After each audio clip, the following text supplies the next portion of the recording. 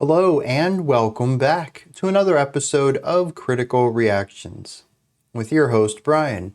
We're going to wrap up this week as we usually do with a full album reaction, looking at every single track on an album and exploring what each track is doing in isolation and it's part of the larger whole. Today we are finally getting to a clipping album, which I'm simultaneously excited and nervous about. We're going to be looking at the 2019 There Existed an Addiction to Blood, 15 tracks for 68 minutes, an hour and 8 minutes. Some of these tracks are even labeled as interlude, being just around 1 minute each. We have 4 of these. Most of the tracks, though, leaving us with 10, are in the 3 to 5 minute range, pretty typical stuff for clipping. And then it ends with an 18-minute track, which is going to be bonkers. I think when it comes to more progressive hip hop, particularly more progressive musical stylings underneath rapped vocals while still adhering to hip hop ideas in the music, I think Death Grips is really the only group that I can think of who has these longer double-digit tracks. So it's going to be really interesting to hit that final song and see what's going on there. We're going to kick it off, though, with the opening 6 minutes or so. We have intro, our first, well, not an interlude in this place, but the intro track, followed by Nothing Is Safe, which I actually have checked out before. I don't remember what year it was, but I saw the thumbnail this morning and it's an old thumbnail style, so probably 3 years old at this point. Let's kick it, see what's going on with clipping.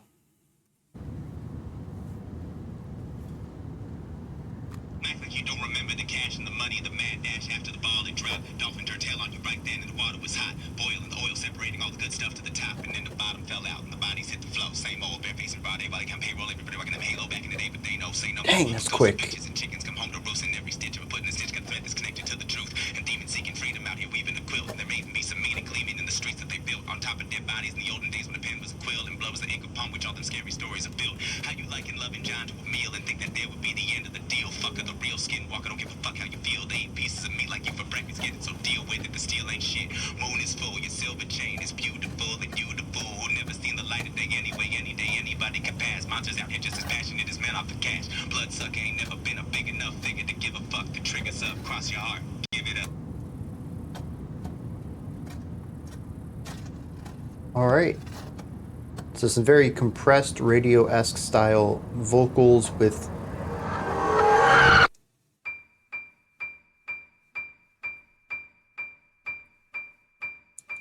very Halloween. I vaguely remember this track. It left an impact on me when we checked it out first. I don't remember details, but I remember it being kind of horror aesthetic, and it ramped up from the start to the end. There was something bombastic at the end of the track. Everyone safe and sound, this our family do. And I vaguely remember it being about everyone here is crew. Something foul in the like air, cops showing up at a feeling house askew. for some reason. Wind is in the pipes, it's that whistle calling for you. Don't holler, it's cool. Windows boarded and sealed, doors are bolted and locked. Product cooking on pace, weaponry fully stocked. Bodies sleeping in shifts, other bodies keep watch. Bullets I like the trade-off between the synth and the vocals. The pop, drop, the lights are drop low. Something shot from the trees. Went straight through the front door. Homie dropped to his knees. Blood seeping from his neck as he struggled to breathe.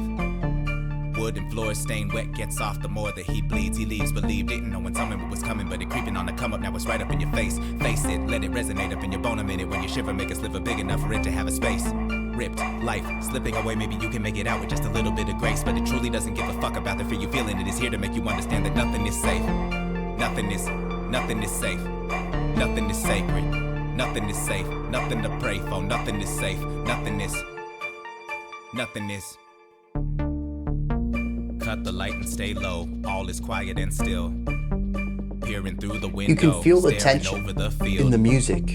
Scent of death in the air. Nothing out there looks real. It's pointing towards something. We're just not there yet. It's still just simmering. Really load up. Furniture, low walls, barricade you inside. Lose the lights in the hallways, everyone gon' be fine.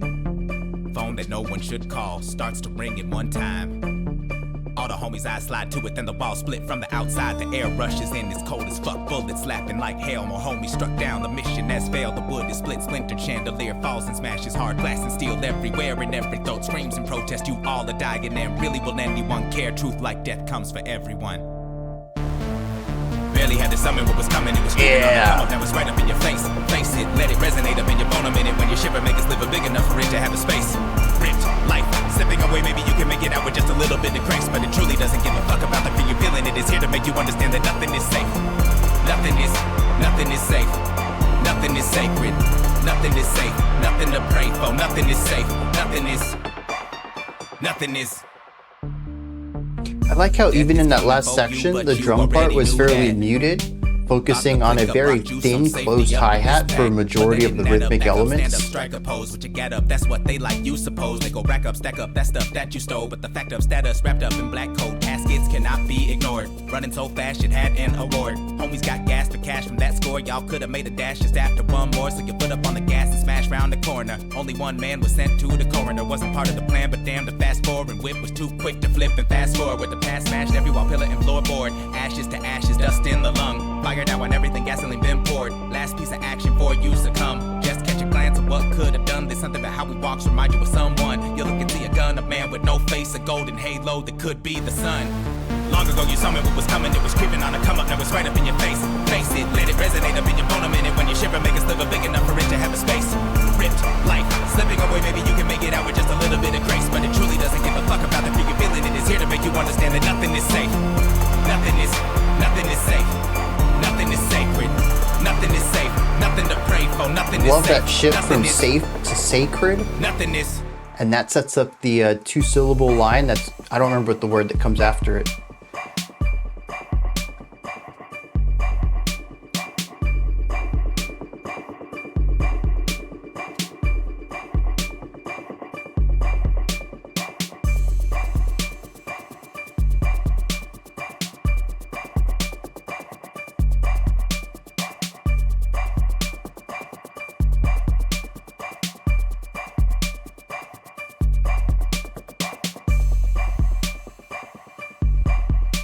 Okay, a very slow releasing of layers here.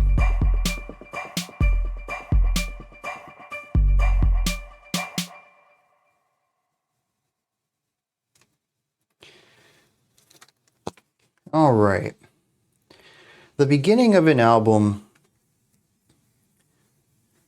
should ideally do two things. Sometimes it can do these together. Sometimes you only get one or the other. One thing that I really like for the intro of an album is to be a thesis statement for the entire track, to say this is the kind of music you're in store for. I'm a really big fan of this when it comes to aggressive metal. Being that I'm kind of surrounded with a lot of metallic sounds doing this channel, I do find myself exploring new metal releases a lot more than I've ever in my past. And I love a first track that just immediately tells me this is the kind of music you're in store for. And I can say, well, I'm probably not going to like this album then, and I can move on, which really helps me because I try to listen to a lot of music. And so if I can get a pretty clear idea from the get-go if I'm going to enjoy this or not, or if there's going to be something interesting in it or not, I really appreciate that. So I think having a strong thesis statement for the album at the beginning of the album is ideally what should happen. But there's another side to this, because some albums are conceptual, they're artistic, they're thematic. Maybe you're not going to get the sound of the album because the album doesn't have a sound, or maybe because the album needs to start small. It'll eventually get into something heavier or faster or moodier or brighter or whatever as we get through the album, but it needs to start at a place for contrast. And so in those cases, the beginning of the album, whether that is a first track or in a case like this, an intro track and a first song, is to set a thematic idea. And in this case, I think that thematic idea is mood. Both of these tracks are unsettling in different ways, but also coming from a similar space. David's vocals here are what I expect from him. We do have some production tricks going on inside of intro to make it sound like he is talking to us through a walkie-talkie or an old radio or something like that.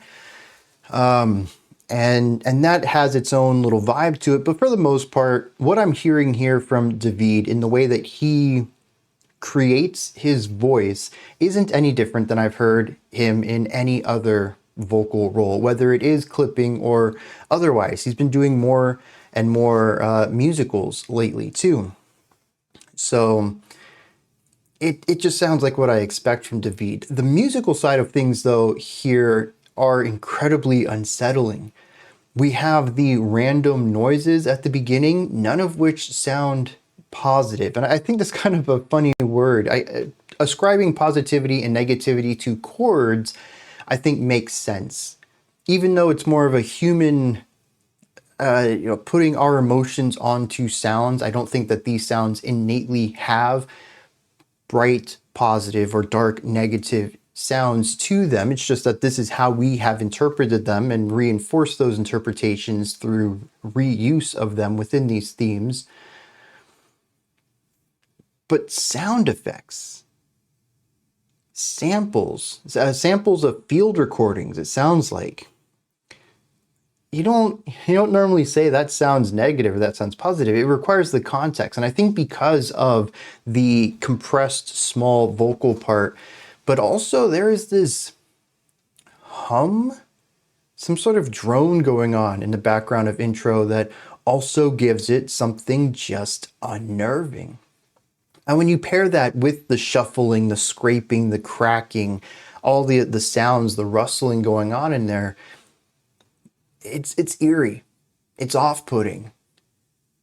Having the vocals come out of, seeming to come out of such a small, low-powered speaker, that only elevates it. This sounds like it would come straight out of a horror film where you hear all these sounds and, visually it's dim and dark. Maybe there's shadows. You feel like you're seeing something on the periphery. And then the baby monitor turns on for no reason and David starts singing out of it or rapping out of it. That's kind of the mood that I get listening to intro. And Nothing Is Safe adds to it. We kick off with just the bing, bing, bing, bing, that one high-pitched tone on a keyboard, probably, maybe a synthesizer. I'd mentioned Halloween vibes right at the beginning. I'm not talking about the holiday. I'm talking about the film. High-pitched, narrow piano parts have been such an iconic part of Western horror sonic iconography that it's just immediately resonant here. There's something about this tone, this pitch, its inability or non-wanting to change pitches that makes this feel odd. We then eventually get some chords that go on and they're large, they're dark, they're very distorted. Those four notes have a bit of eeriness to them. There is discomfort. I don't quite know that this song should be described as antagonistic yet, but it does feel like, going along with my horror film analogy here, it does feel like these are the sounds that would lead up, maybe first act stuff, where we're kind of putting our protagonist in iffier and iffier situations.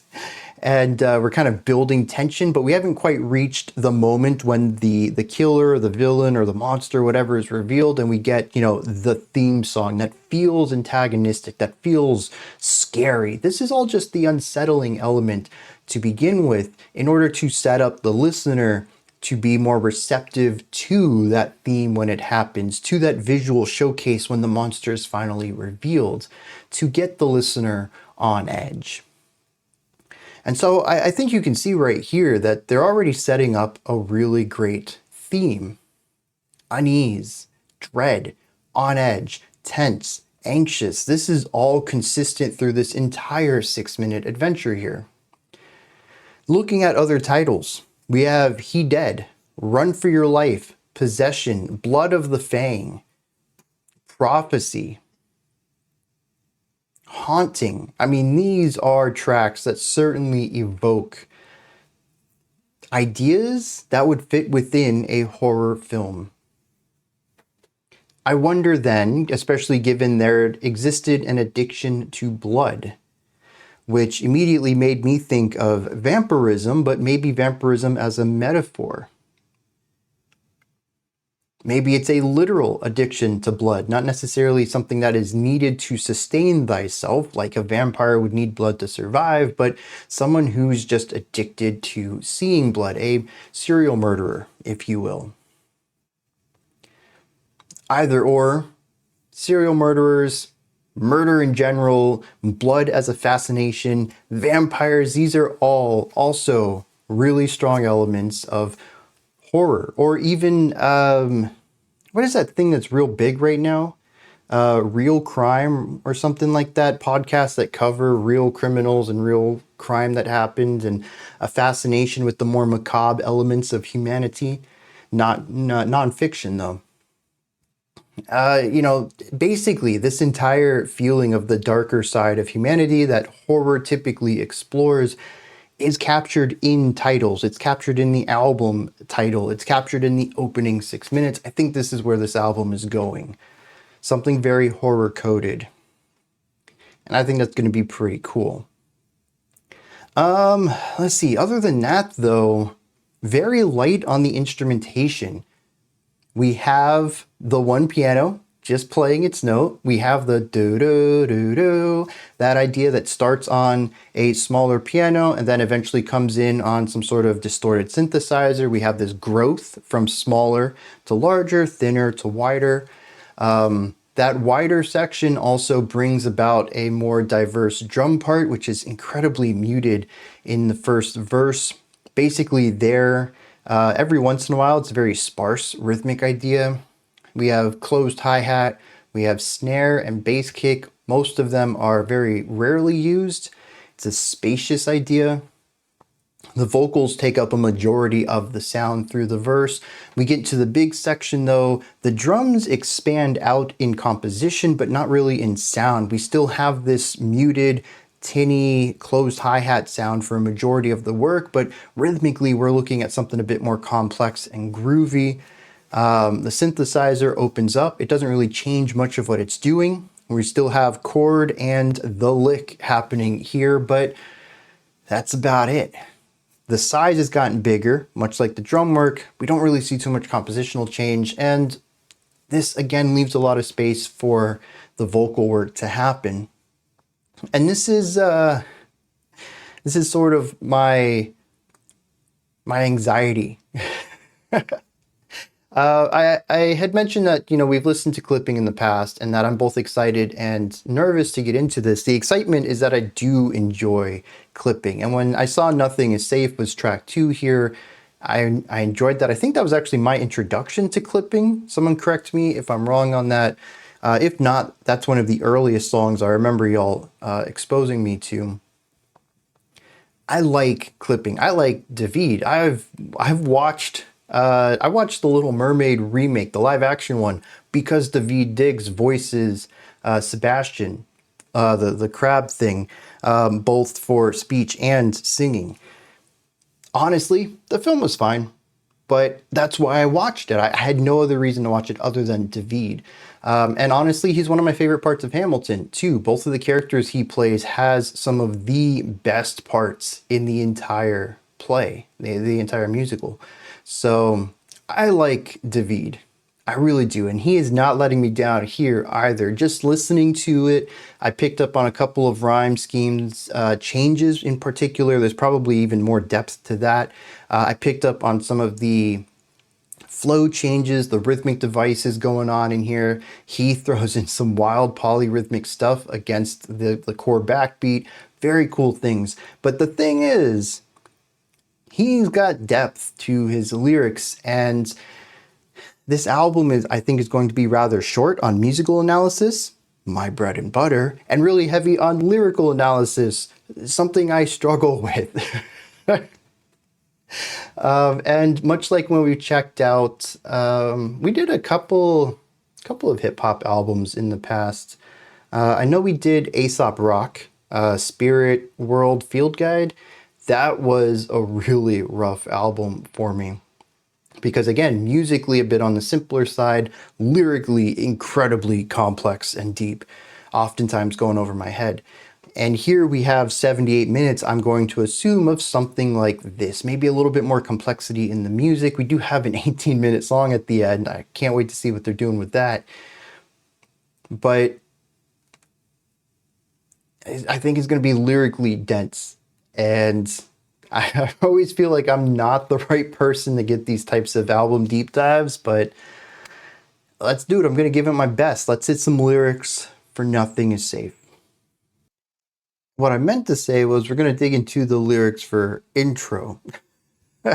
It's very rare for intro tracks, especially titled Intro, to have lyrics. I completely forgot that we did have them on this. This is interesting because the beginning kind of sets up this idea of boiling. Boiling some water, and there's some oil in this giant vat, and it's separating all the good stuff to the top, but then the bottom falls out. And I really like that, contrasting top to bottom, almost back to back. It says the bodies hit the floor. It says everybody was rocking that halo back in the day, but no more. That there's ghosts that are coming home to roost. And there's demons seeking freedom out here, weaving the quilt. And there may even be some meaning gleaming in the streets that they built on top of dead bodies in the olden days when the pen was a quill. This is basically bringing up a lot of ideas all at once. We have this concept of, something being stirred, a boiling pot. And when the bottom drops out, bodies are falling out. So we kind of have witches in here. We have the creation of life, or maybe even the boiling of bodies. Not too sure which way that is supposed to be read. We have this idea that people were angels, but now we have demons out on the streets. And it says that this has been going on for so long, even back to the olden days when the pen was a quill. He says, and blood was the ink upon which all them scary stories were built. This idea that part of this is fiction and part of it is not. We kind of set up all of these kind of tropey, scary things to start with, rolling it all up into one conglomerate idea before I think we hit the real idea. He says they're real, the skinwalkers, and they don't care how you feel. They eat pieces of meat like you for breakfast. Deal with it. The steel ain't shit. The moon is full and your silver chain is beautiful.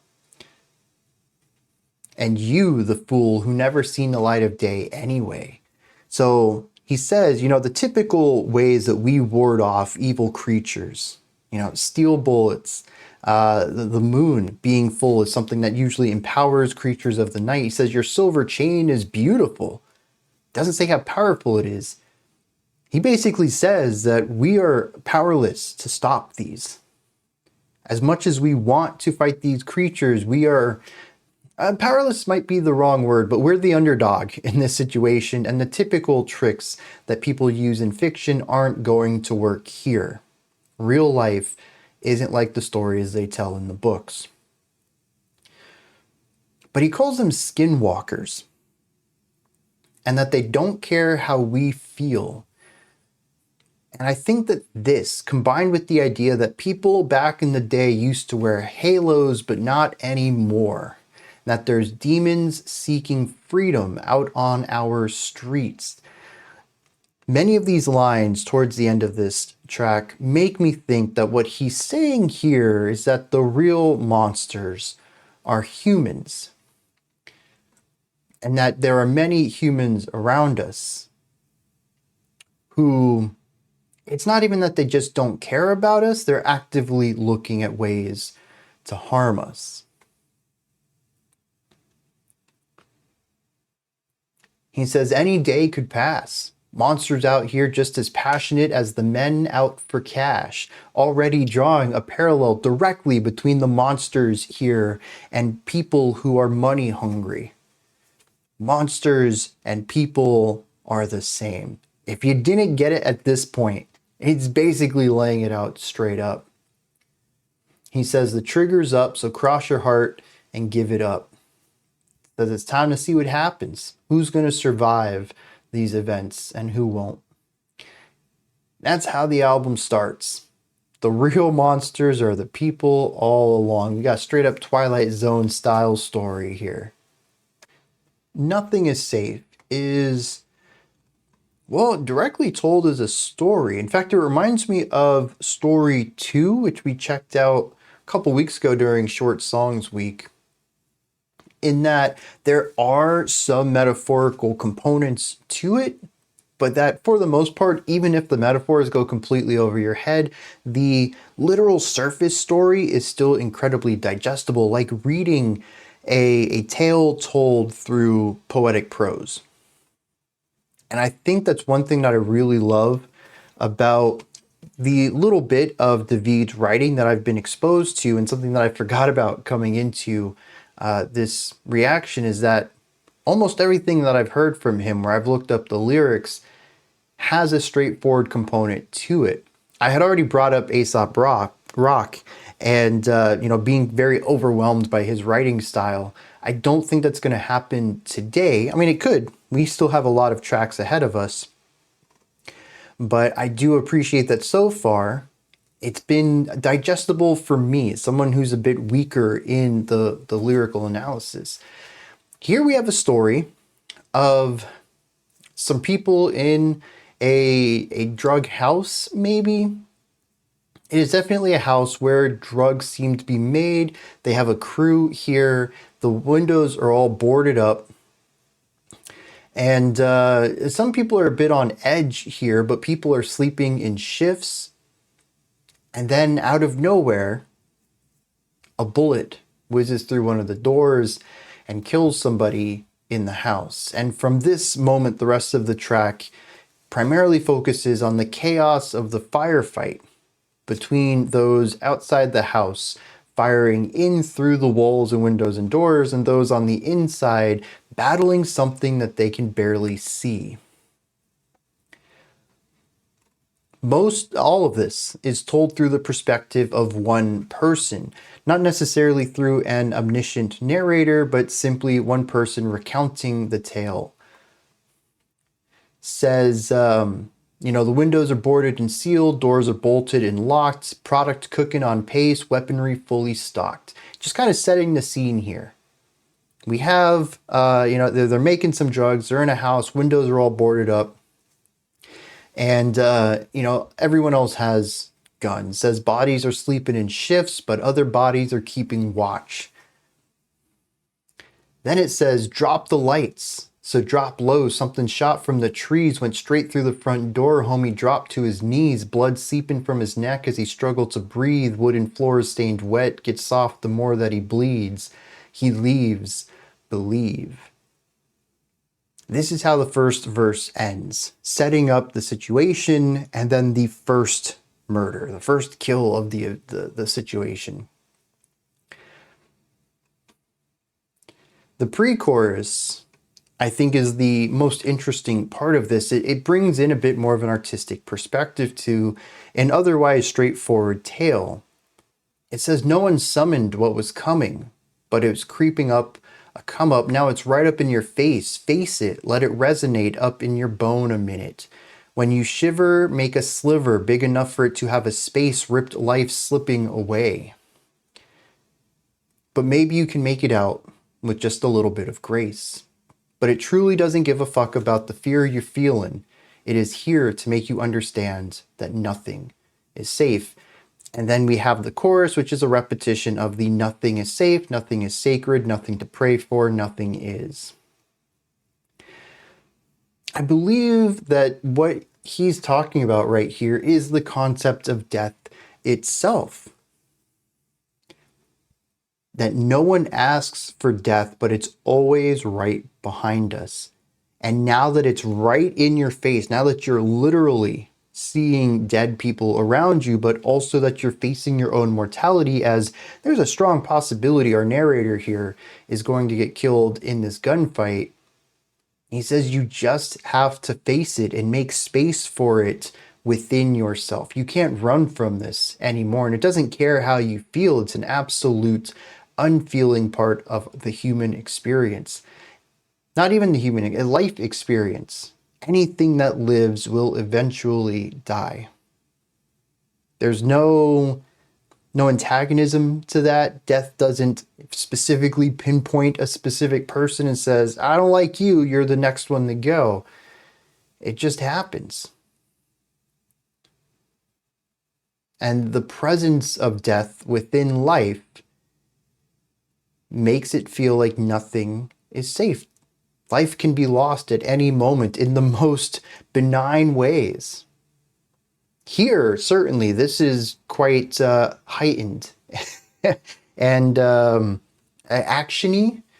I guess excitement might be a word for this. If it were like in a film, gunfights are very exciting set pieces to action flicks, but I don't think that's the presence here, though, and the sentiment of that nothing is safe. I mean, people have died in the most mundane ways. Life is not sacred, and death doesn't care. Nothing is safe.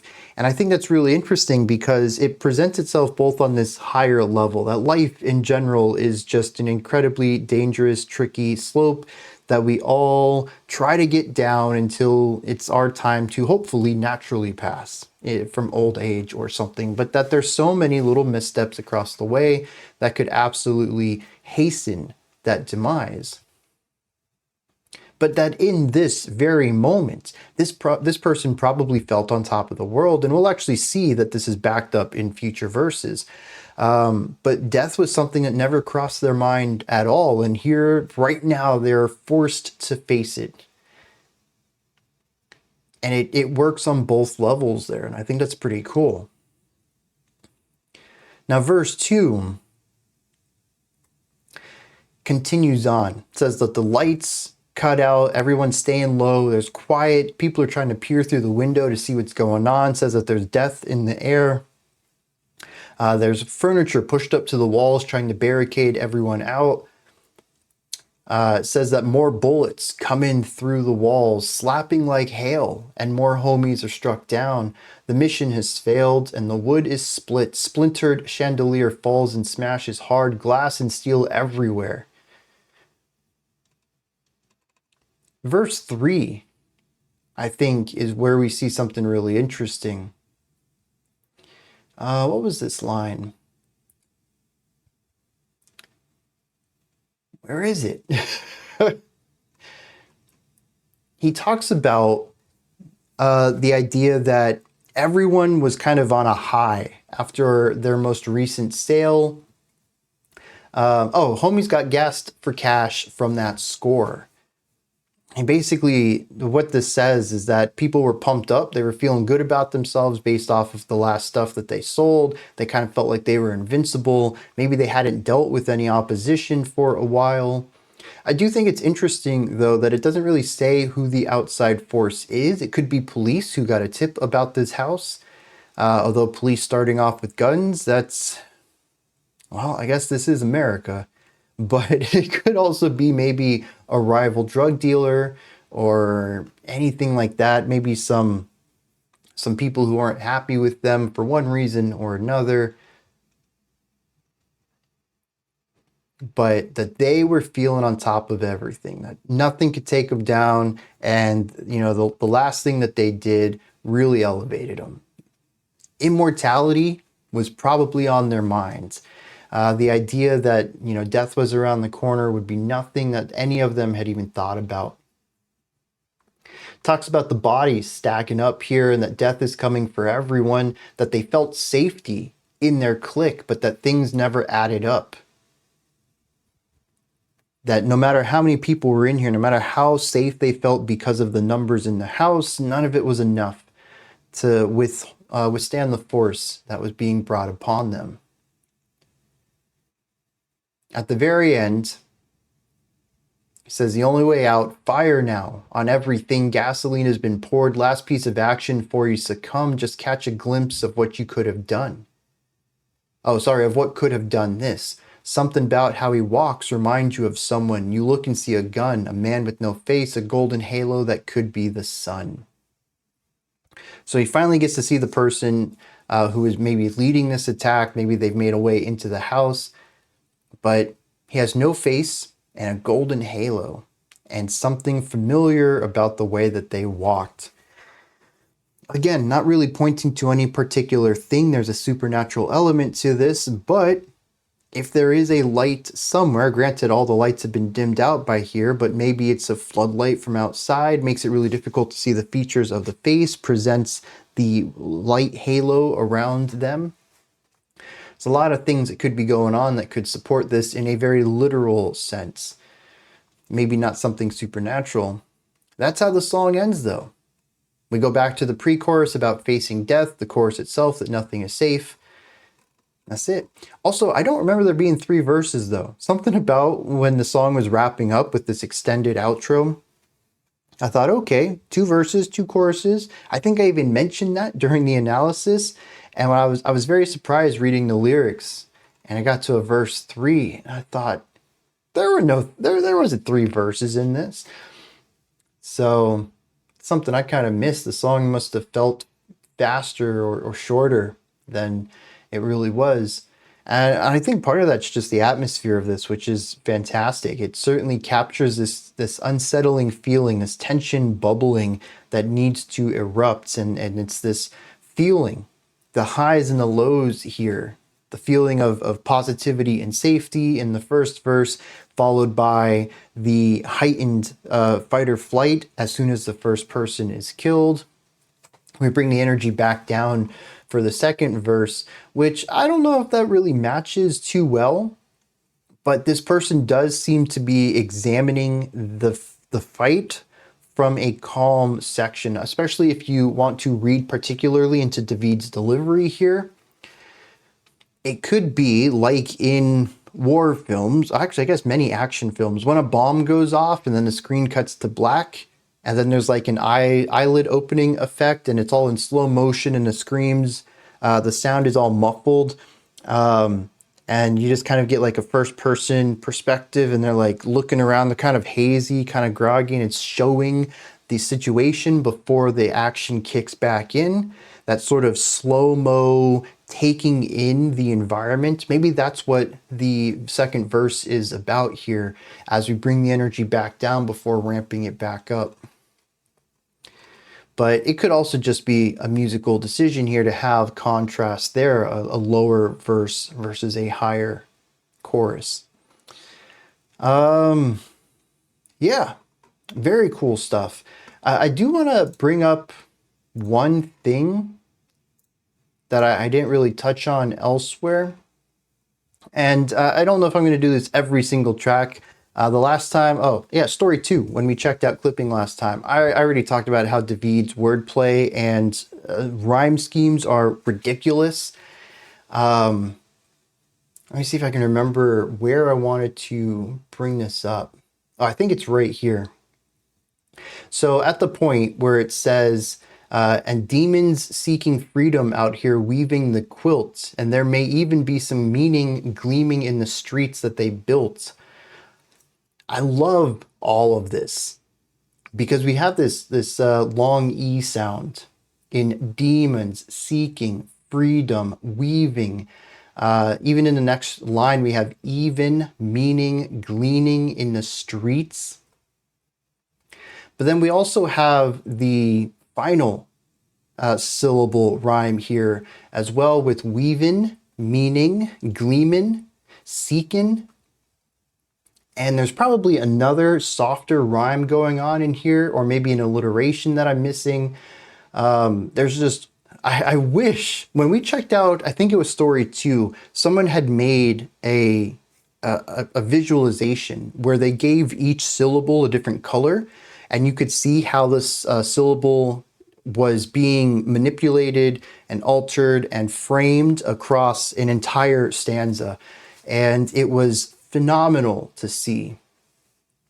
And I haven't seen one of those for either of these two tracks on Genius yet, but it's just the way that the sentences work, just audibly, everything is smooth.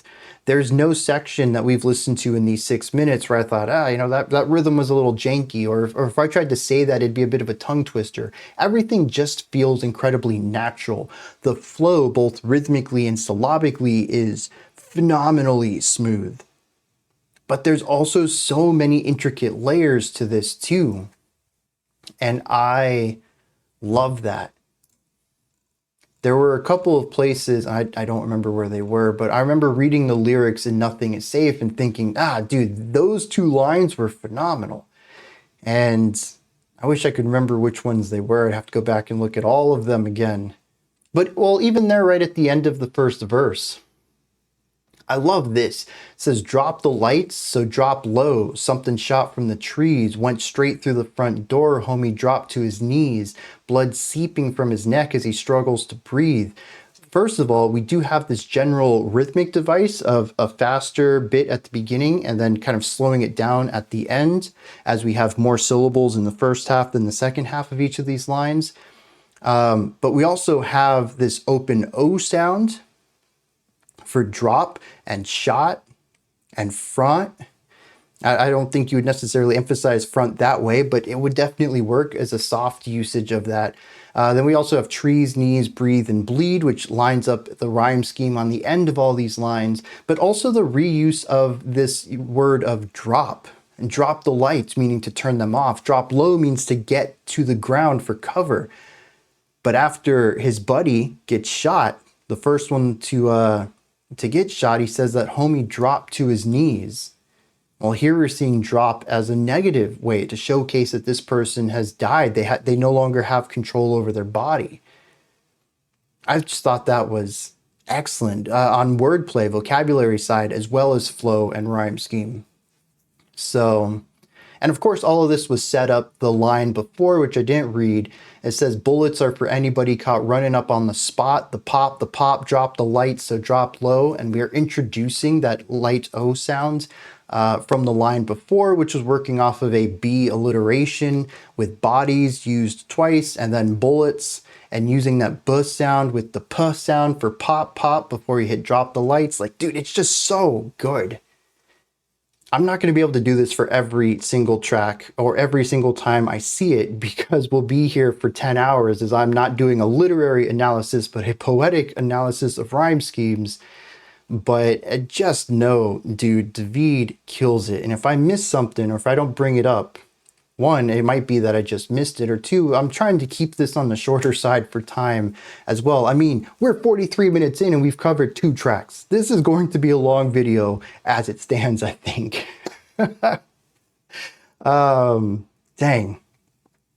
I hate when I do that. I'm like, all right, track 3, where are we at? Oh, an hour into the video already. I'm sorry, I don't know how to shut up. I love music, all right? This next track is called He Dead. It is followed by an interlude. I guess I'll play that by ear if I'm going to do the interlude now, or as an intro into track 5. We'll see how this track ends. Let's kick it.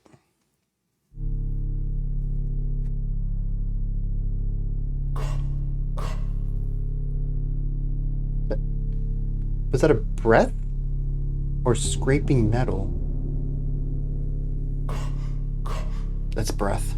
Okay.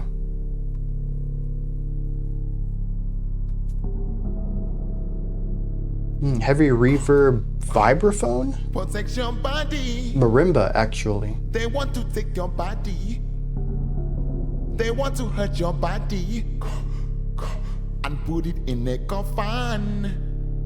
Cause they don't think you matter. Oh no, they want to take your power. Oh no, and make you even lesser. Oh no, and add you to the number. Don't let them get close. They're screaming a murder. You got to be cautious before they destroy ya. Don't let them get close. They're screaming a murder. You got to be cautious before they destroy ya. Can you feel it everywhere?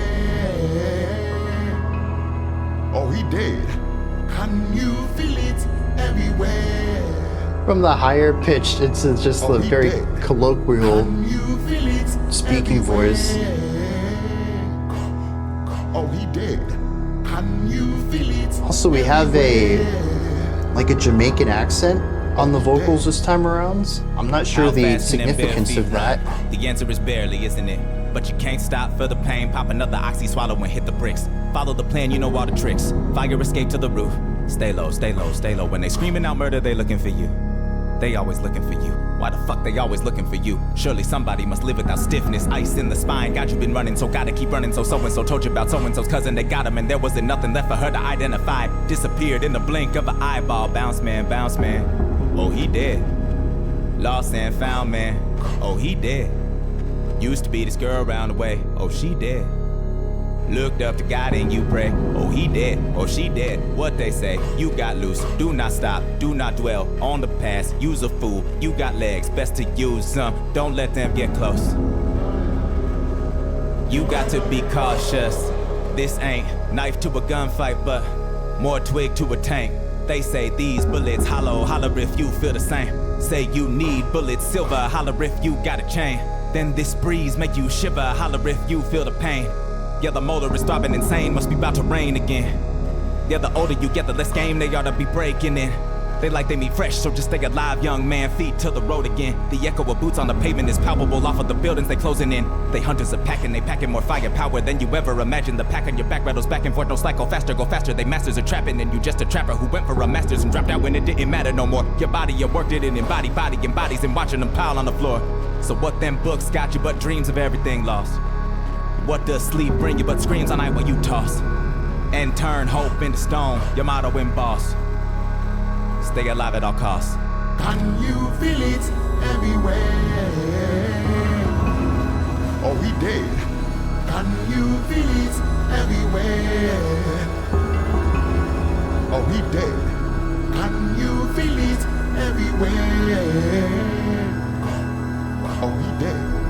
Can you feel it everywhere? Oh, he did. Don't let them get close.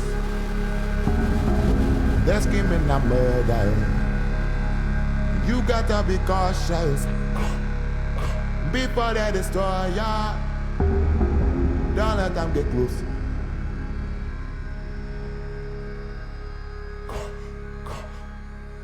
So this one's also going into the next track. I do see that this has a featured artist, Ed Balloon. I think when I break for lyrics, I'm going to look up his contribution. Maybe he's the other vocalist. I assumed it was David kind of doing a bit of like a Jamaican thing. And I couldn't figure out what the purpose was, maybe the artistic angle on that. But maybe it's not David doing those sections at all. Because musically, I don't think I heard anything here that I wouldn't expect for clipping.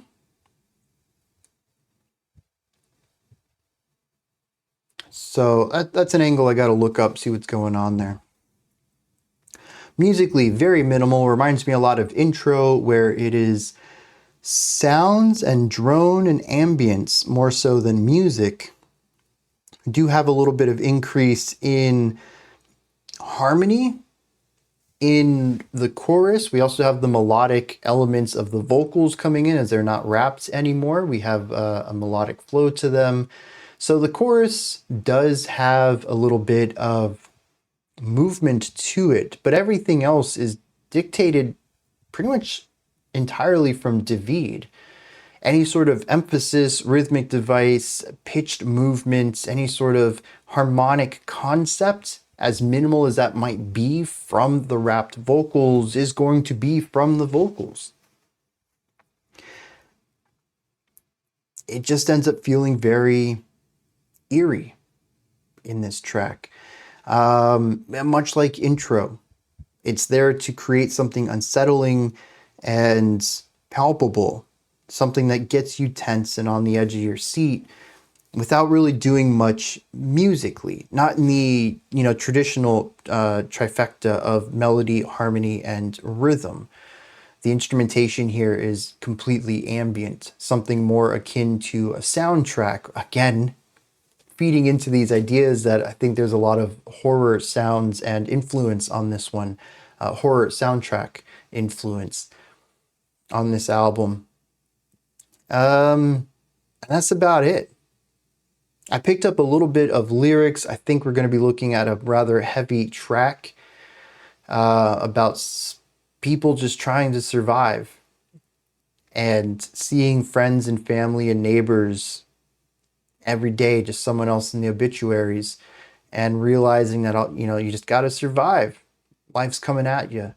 And I think that's what we're going to look at, which is a pretty heavy topic. But yeah, kind of light analysis on the music because there kind of isn't any. I did like the use of what I believe is marimba here. It does have a lot of reverb on it, and I'm pretty sure it has its own natural ringing as well.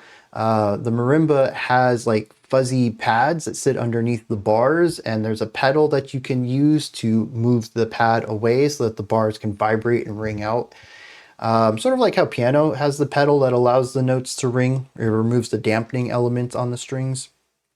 So we have that mixed with also some reverberant production too, but it's just kind of light, eerie, not demanding in the track at all. The vocals are still the key focus on this one. All right, lyrics. All right, here we have a track that, yeah, I was kind of spot on with the little bit of lines that I picked up from the song itself.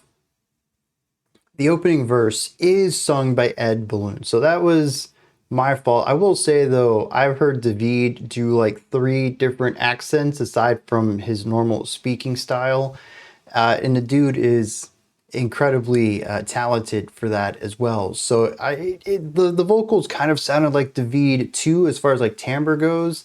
So, but yeah, it was Ed who did the verses, the first verse and the choruses. The first verse, though, says, protect your body. They want to take your body. They want to hurt your body and put it in a coffin because they think you don't matter. They want to take your power and make you lesser and add you to a number. So don't let them get close. They're screaming for murder, and you have to be cautious before they destroy you. I think that states it very clearly. That there are a group of people out who want nothing more than to harm and murder and control another group of people who our narrators are a part of. And the chorus, of course, says, can you feel it everywhere? Oh, he's dead. Just people being murdered. Someone you knew yesterday isn't with us anymore, and unfortunately this is a daily thing for this group of people. David's verse is quite a bit longer than Ed's. There's a lot in here. We kind of focus away from the idea of keep your distance and reconfigure that into the idea of never stop running, which is incredibly exhausting. And I think that this verse, given its length already, but some of these lines, I remember listening to it and thinking, does this guy even need to breathe? that feeling of just keep going, push through the discomfort, make it to another day is present in the delivery of this through its length and the exceptionally long lines on this. But lyrically too, as it kicks off and says, how fast can them feet run? The answer is barely, isn't it? But you can't stop for the pain. So pop another oxy and hit the bricks, follow the plan, you know all the tricks. Fire escape to the roof, stay low, stay low. When they're screaming for murder, they're looking for you. They're always looking for you. It's this feeling of constant need to be looking over your shoulder and pushing forward. It says, God, you've been running, so you got to keep running. So-and-so told you about so-and-so's cousin. Well, they got him, and now there's nothing left. Disappeared in the blink of an eyeball. He dead. Lost and found. Used to be a girl around this way. She's dead. Someone's always dying. This feeling of constant danger is present. Interestingly, we get to a point that says this ain't a knife to a gunfight, but more of a twig to a tank. They say these bullets hollow. Holler if you ever feel the same. Say you need bullets silver. Holler if you got a chain. The idea of silver bullets and a chain reminisce to the intro track, which brung up both of these ideas, or both of these, what are they called? Things? Objects. There we go. At the end of the first song there. So I think that's interesting to bring that back. Also, on this topic, Nothing is Safe brings up the idea that death doesn't care about you. He doesn't care how you feel about death. And I think this idea of they don't care what you feel was also brought up in the intro track too. So while it wasn't necessarily a medley of music, it definitely seems like it was foreshadowing and introducing a medley of lyrical ideas that would be brought up possibly through this entire album, which is going to be pretty cool. Says, I love this part. The echo of boots on the pavement is palpable off of the buildings. They're closing in. They hunt as a pack, and they're packing more firepower than you ever imagined. The pack on your back rattles back and forth, no slack. Go faster. Go faster. They're the masters of trapping, and you're just a trapper who went for a master's and dropped out when it didn't matter no more. Your body of work didn't embody bodying bodies and watching them pile on the floor. This whole segment is, I don't have a word for it. I was going to say wonderful and I was going to say fantastic. And I think my brain was going to try to merge those two words. And it just, so we have this F idea. I didn't read these lines because I don't think that they were brought up as much, but it says that they like fresh meat. To stay alive, young man, feet to the road again. The echo of boots on the pavement is palpable off of the buildings they're closing in. Then we get the beginning of the pack thing. It says they hunt as a pack and they're packing more firepower than you ever imagined. Firepower continues the F. And then it says the pack on your back. So they're packing, they hunt as a pack, you have a pack on your back, and it rattles back and forth. We bring the F back. Then we hit slack. We bring the F back for go faster, go faster. They're masters of trapping, working with the slack and the rattle to get masters in trapping. And now we have these two words, which we're going to flip, says you're just a trapper who went for a master's.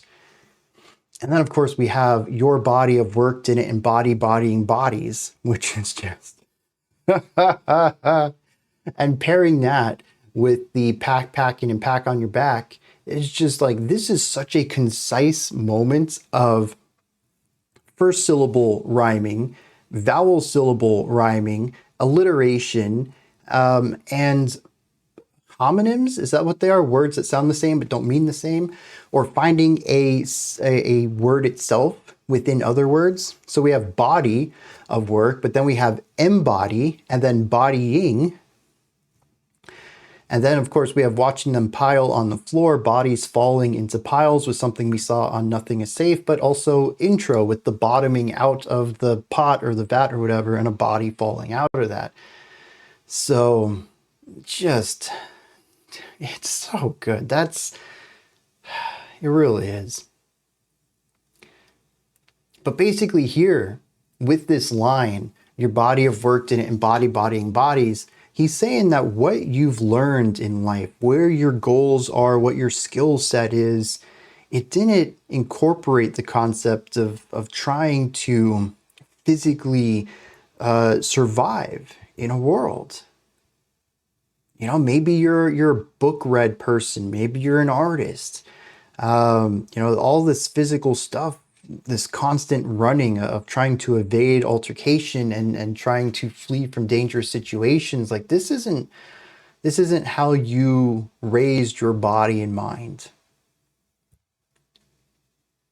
And now you're tossed into that situation regardless. You didn't have a say in it. You don't want to be here. You're not asking for this. Society makes you, though. He says, what does sleep bring you but screams at night where you toss and turn hope into stone, your motto embossed, stay alive at all costs.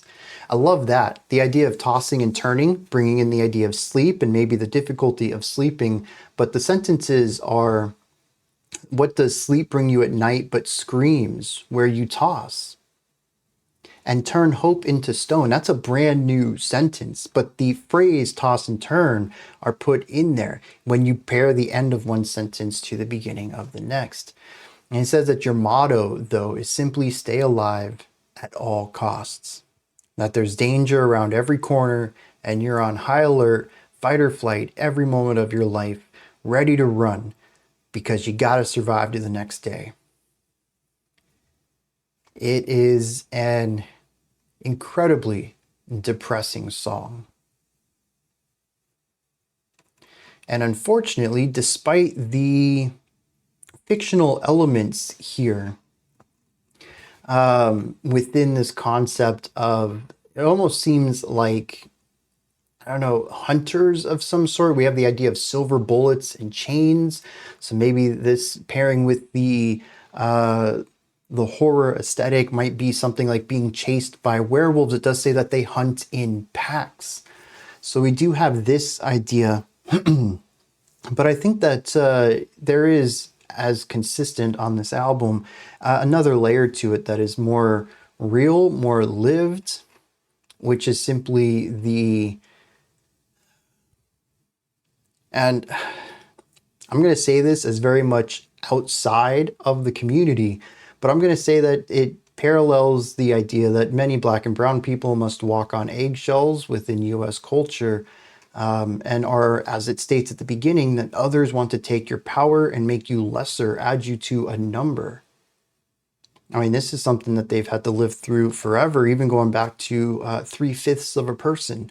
But still, even today, wanting to make you lesser than.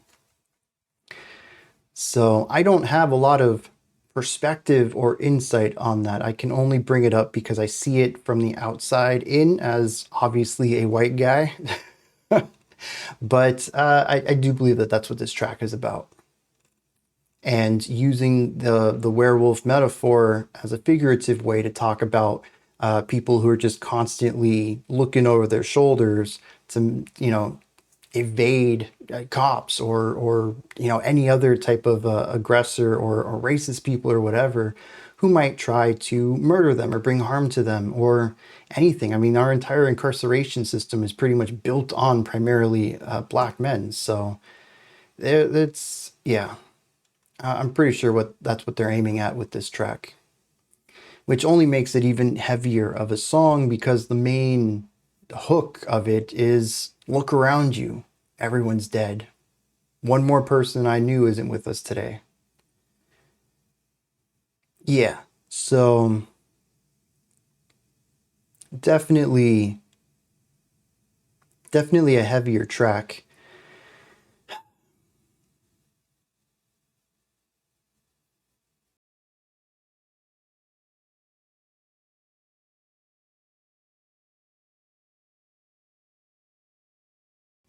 All right, heavy track over, but probably not our last. Let's dive into Haunting Interlude and then La Mala Ordina.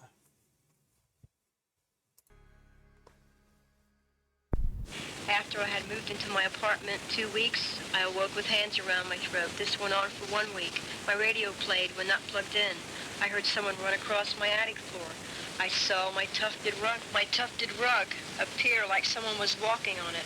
I had foul odors in the apartment in the wintertime. I awoke one night to a cat meowing, and I had no cat, nor did the tenant below me. Knocks came from inside my attic door. One night, a bat or bird flew against my head. I am not sure which. It happened so fast. I saw chimpanzees appear in my bedroom. I heard my name being called, and when I turned to look, I saw my brother.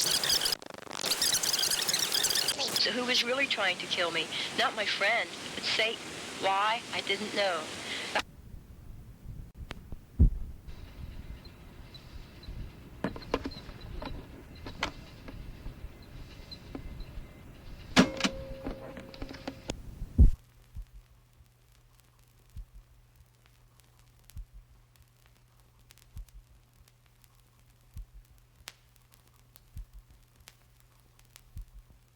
There's a few featured artists on this one: the Rita, Benny the Butcher, and El Camino.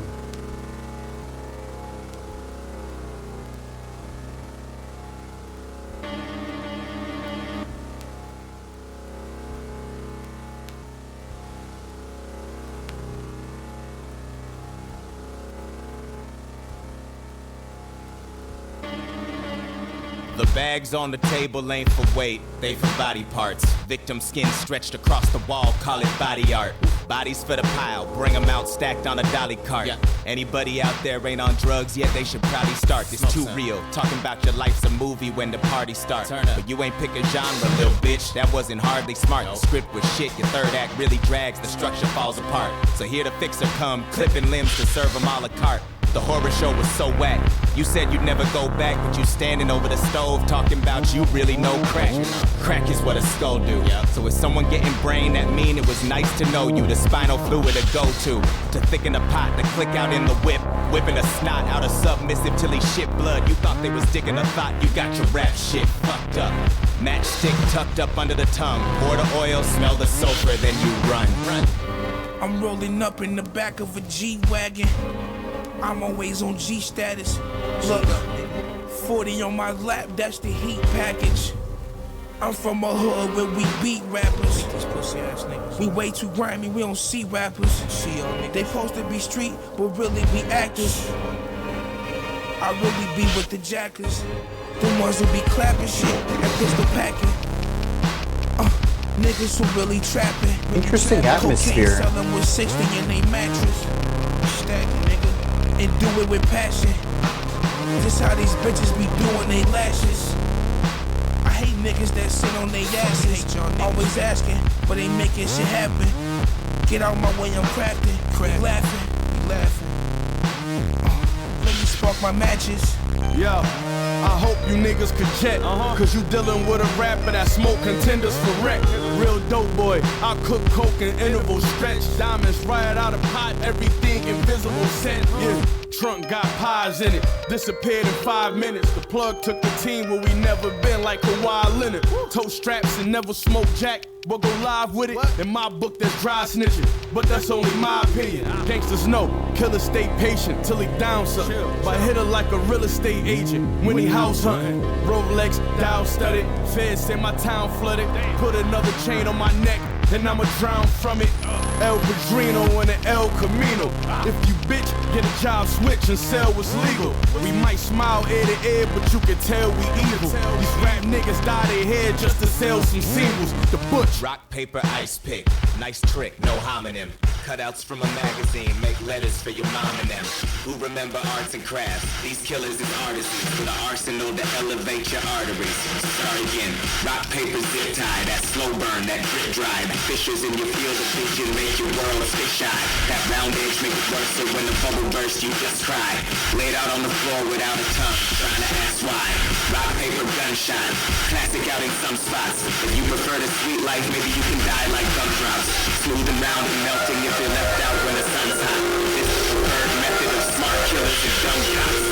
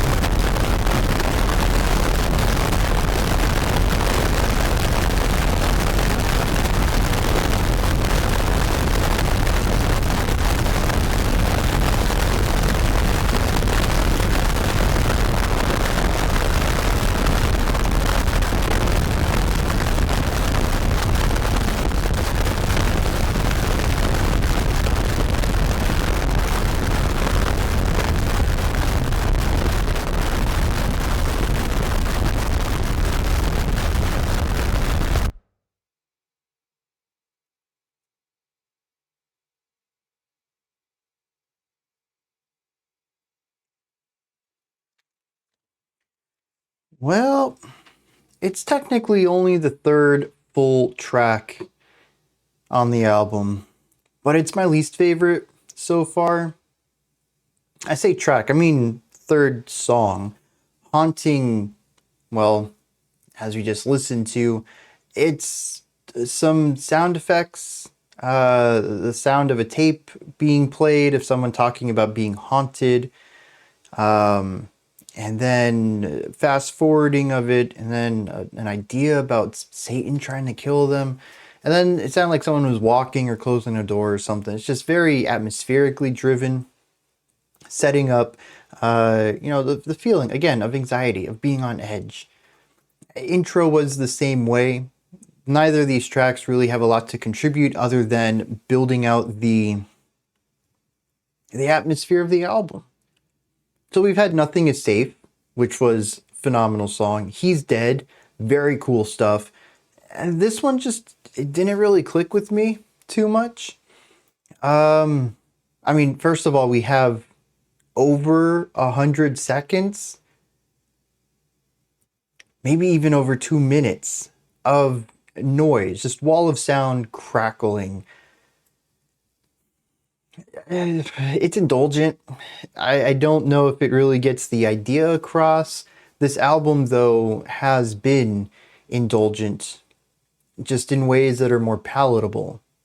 There hasn't really been a lot of complex writing on this album so far, compositionally at least.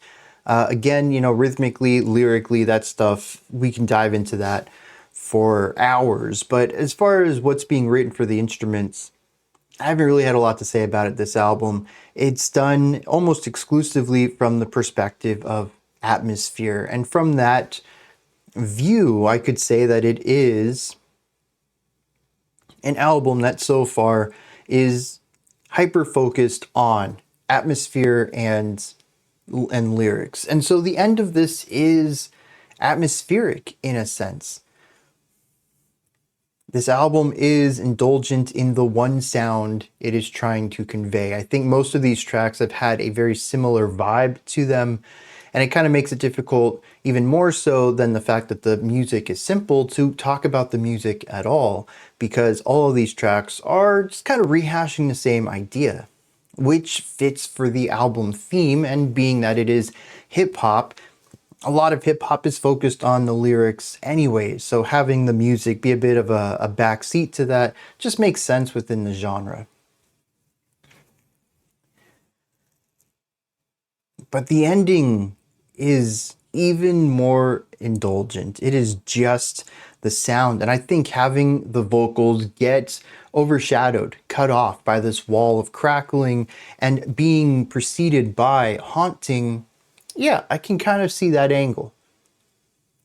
If we're going to take the idea that someone is being haunted, that there are ghosts nearby, they can see footsteps in their rugs or whatever they were talking about, that idea could continue on to this. And as they are recording this story, these entities are distorting and interfering with the recording equipment, and it creates a jumbled mess at the end. Like, I think this is cool. But 2 minutes of it. 2 minutes of it. I don't know. I couldn't get behind that. The rest of the instrumentation is nice. We have a lot of warmer synthy drones, kind of what we've been seeing a lot. Just kind of creating this warm, fuzzy atmosphere for everything. This entire album sort of has an older horror tinge to it. Something that reminds me more of 80s, 90s. I definitely say something in the B-flick area too, just lower budget stuff where this sort of warm fuzziness is going to be present in the audio production of these films. Maybe even going back to the 70s a little bit too. I enjoy that. I think it's pretty cool. We do have this descending piano line. It's descending thirds. That's kind of cool. It's got this nice feeling of descent, of falling down.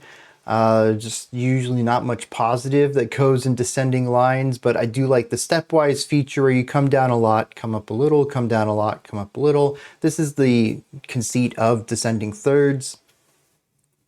And well, I'm sure in the lyrics we'll see something about descent or falling down. They've been pretty good about capturing the energy of the song and having the lyrics that line up with those general ideas. There's also a lot of backmasking or reverse sounds going on this track, which creates something that feels eerie, kind of campy, but I don't know that it added too much to my understanding of the track. It's just another sound to be present, which is cool. I don't have anything against it. I'm kind of saying it, I suppose, in a bit of a negative way. I feel maybe through my body language or my vocal inflection. I'm not upset with it. It is kind of nice to hear, but I found that so much of the opening minute and a half or so of this track just kind of lacked momentum. The vocals weren't necessarily directing the song. We've had a couple of tracks, or at least moments throughout this album, where we have just David on top of no music, or at least no beat. There's no sense of time. It's all directed by the vocalist. And it felt like they were pushing in that direction here, but it just never quite clicked like it had in previous tracks. I don't know. This song just didn't click with me. I suppose that's what it is at the end of the day. Let's head into some lyrics for this. All right. This track appears to be,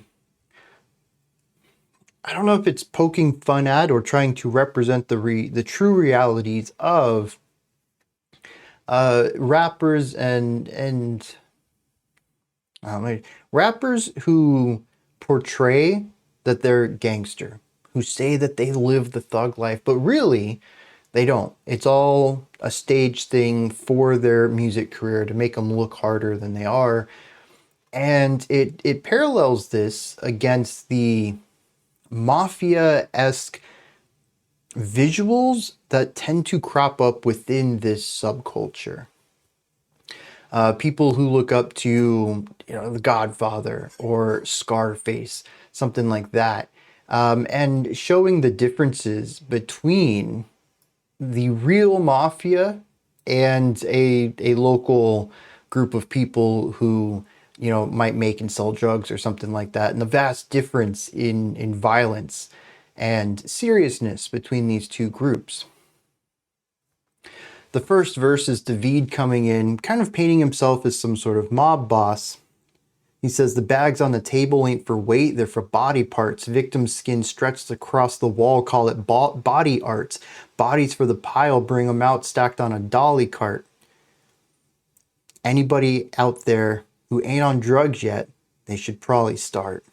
He says that if you've ever been exposed to any of this, it's going to mess up your life. You're going to need to be on medication for it, whether that is, substances that you can get out on the street, or maybe even medical substances. You go see a psychiatrist about this. The kind of stuff we do ain't for the faint of heart, is what he's saying. He says people will talk about their life like it's a movie. He starts using some movie metaphors here. He says, you haven't picked a genre yet. That's not smart. Your script was terrible. Your third act drags. The structure falls apart. So here comes the fixer, clipping limbs to serve them a la carte. The fixer being a double entendre here. The fixer for films, who's going to touch up a screenplay and correct all of these issues, like the script just being bad or the third act dragging or whatever, but also mafia fixer, someone who comes in and, does a little bit of dirty work, cleans up some loose ends, if you catch my drift, clipping limbs to serve them a la carte, as is described. After all of this, we get to the second verse, which is El Camino, and we seem to have somebody who is one of these proposed gangster rappers. He says, I'm rolling up in the back of a G-Wagon, always on G status, 40 on my lap, that's the heat package. I'm from the hood where we beat rappers. And this seems to be, maybe not necessarily a parody, but it is probably pastiche of gangster rap here. Verse 3 has Benny the Butcher, who seems to be doing a very similar thing in a different rhyme, different style, definitely his take on rapping and rhyme schemes and stuff. It was really interesting hearing the three of these rappers back to back and how they have their own different styles and takes on flow. Verse 4, David comes back in though, and he describes torturing some people. Might even be presumably these two gangsters. And as he's describing all of this, maybe even directly to somebody, we have this noise that swells up and then overpowers everything, which could allude to the death of these people. It could allude to just incredibly painful torture, screaming, stuff like that. Disassociation, possibly. So yeah, that's what that track is about. Interesting topic, interesting way of approaching it too. There is one part though, I want to bring this up because as I was reading this, just a smile comes across my face at the genuine, phenomenal wordplay here. He says, cutouts from a magazine, make letters for your mom and them. Which reminds me of like the collage style ransom letters you might see in films from a serial murderer or kidnapper. You know, we have your kid, and like every letter is a different shape and font. He says, who remembers arts and crafts? These killers is artisans with an arsenal to elevate your arteries, start again. And this idea of taking this concept of arts and crafts, of viewing these ransom letters through the process of what it is, which is collaging, which is cutting out letters from magazines, putting glue on the back, putting them on a paper, and creating a design through this mixed media approach. So yeah, he says it's arts and crafts. We stick with that and we move to artisans. We keep the R, we move to arsenal. We keep the triplet, we go to elevate, bring back the R for arteries, and then we do a soft rhyme with artisans with start again. It's just so good.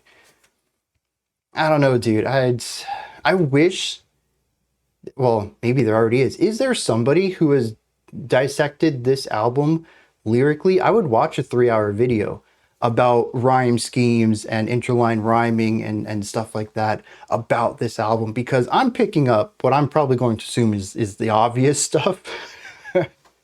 Since this isn't my area of expertise, though I did take poetry writing and analysis courses back in university because I wanted to write lyrics for my band. So, you know, I have a little bit of skill set in this, but nowhere near the amount that would be needed to dissect top level wordsmithing. And I think that's what's going on here. And I'd love to see someone who has this skill set really dive into it. I think I would be, well, actually, I know I would be really amazed by it, just based off of the little paragraph we saw from story 2 and the wildly intricate stuff in that. All right. Not really sure how the music lines up with that one too much. I mean, there is murder and death in here. It does line up with the horror aesthetic, more so on the violence and gore side, especially of schlocky 80s horror. But I don't know, the rest of the tracks I've found some sort of tie between the music and the lyrics, and this one just not so much. We also didn't have as much pacing on the music on this one either. And then the ending.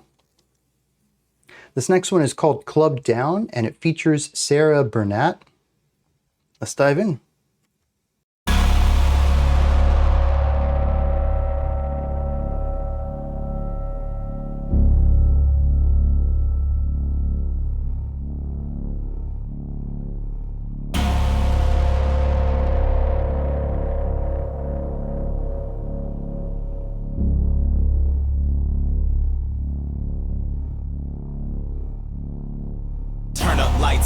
They done shut the club down, shut the club down, shut the club down. Turn the lights off, they done shut the club down, shut the club down, shut the club down. The schoolyard reeks of sewage, Broken pipes, broken promise, the thin man staggers lucid for this time of night. Drying vomit dangles from the beard, step mumble, shuffle trip, but the trajectory is clear, he's headed for the covered steps. The lack of instrumentation in places like this, all we have is this low and rumble. It kind of reminds me of telling stories around like a campfire. The story is an allegory for his days, but night is coming now. Vial snap, aluminum sounds vibra slap, his drops descend on tall cans, it's all hands on deck to chase the pain away. Dealers rocking parkas with plenty pockets for product, the money harbors the logic, and babies holler from colic. The symphony is tectonic, it shifts as the earth is settling. Precious metals are mined and a million minds have been meddling with time in the hopes of getting a golden noose for the neck.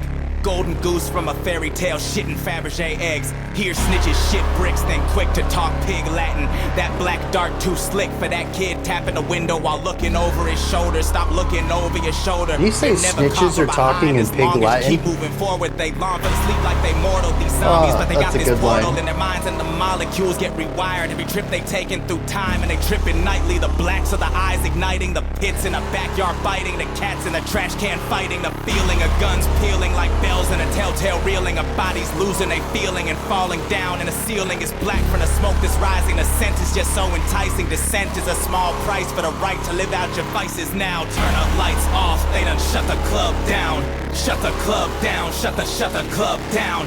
And every night after the club it goes down. Plenty more rounds, bodies on the ground. On Broadway or Main Street they all stumble out to a dozen pairs of hands pulling bottles from their mouths. Hotties hardly walk now, everybody passed out in the backseat of the taxi so they never heard a sound. It's the city in the city and you only see one, and it all look pretty when it all begun. But the shit has got to balance on a barrel of a gun. All the money in the world ain't gonna stop none of that gangsta shit, that gangsta shit. The whole world loving that gangsta shit. Can't change the shit, it's dangerous, but it really ain't nothing to a gangster.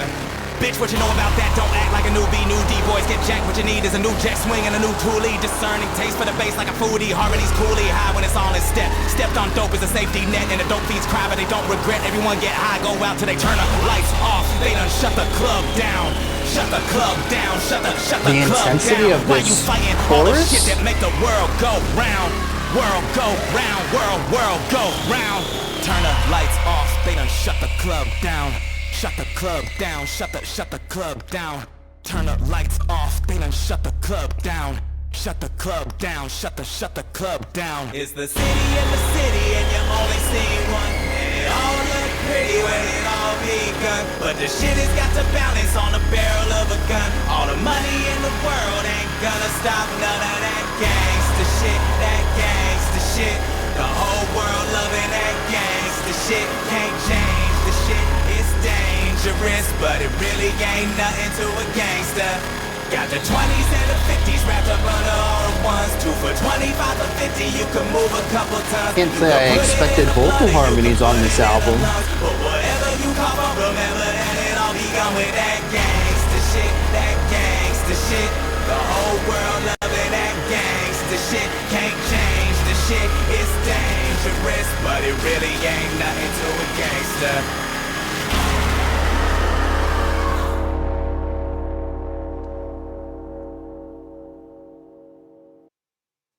All right. Yeah, another track without any strong sense of harmony.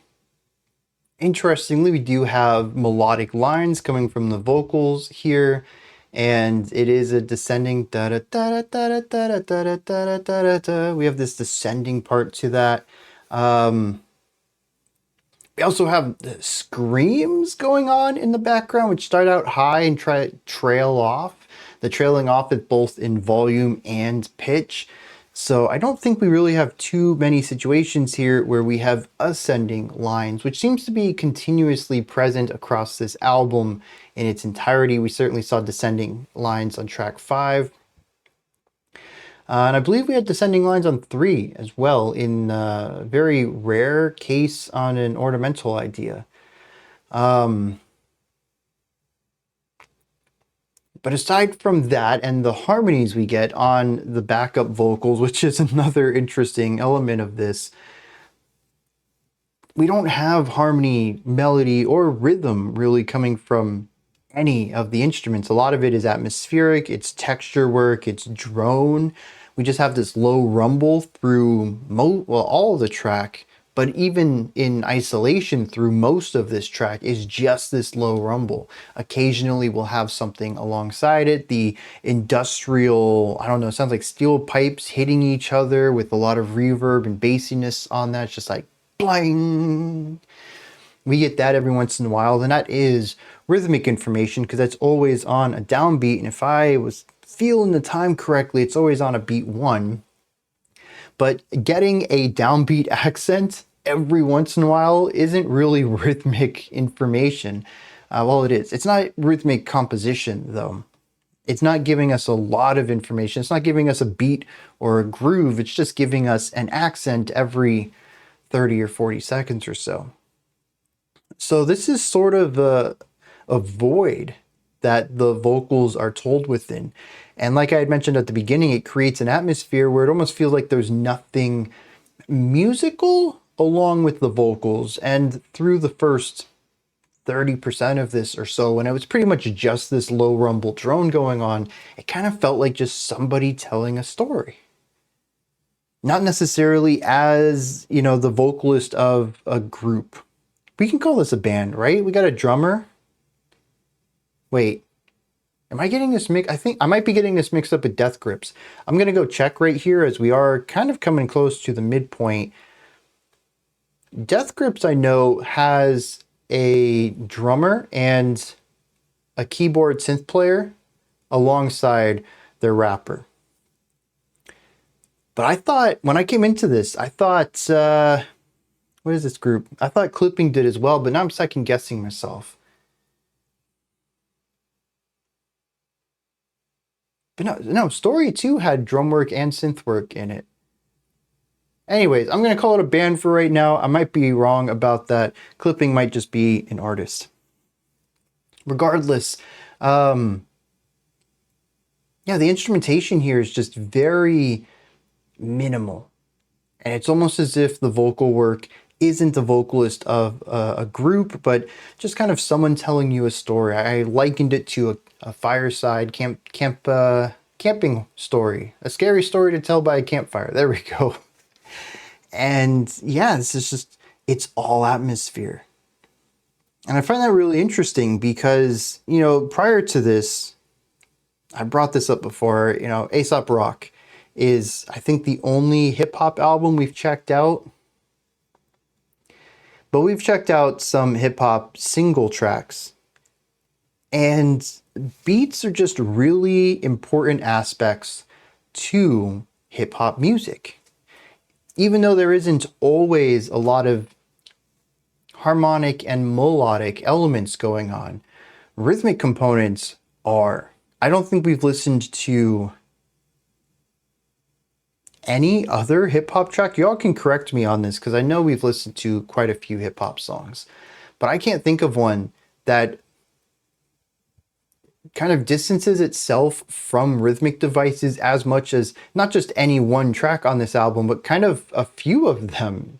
Becoming a defining element of this is that it's a textured, atmospheric hip hop album, which feels experimental to me. It feels very odd to have all this rapping without any beat behind it. And granted, the rapping becomes the beat. It becomes the groove. Many of these sections you can still nod your head along to because of the accents in the vocal work. But it's just so rare for me to hear one track from a hip hop artist without any drum part to it. And here we've heard 2.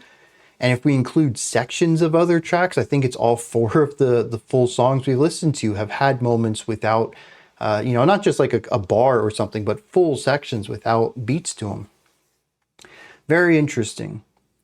Eerie, moody, vibey, tense, eerie, unsettling. This same stuff I've described all these tracks with. Let's hit some lyrics.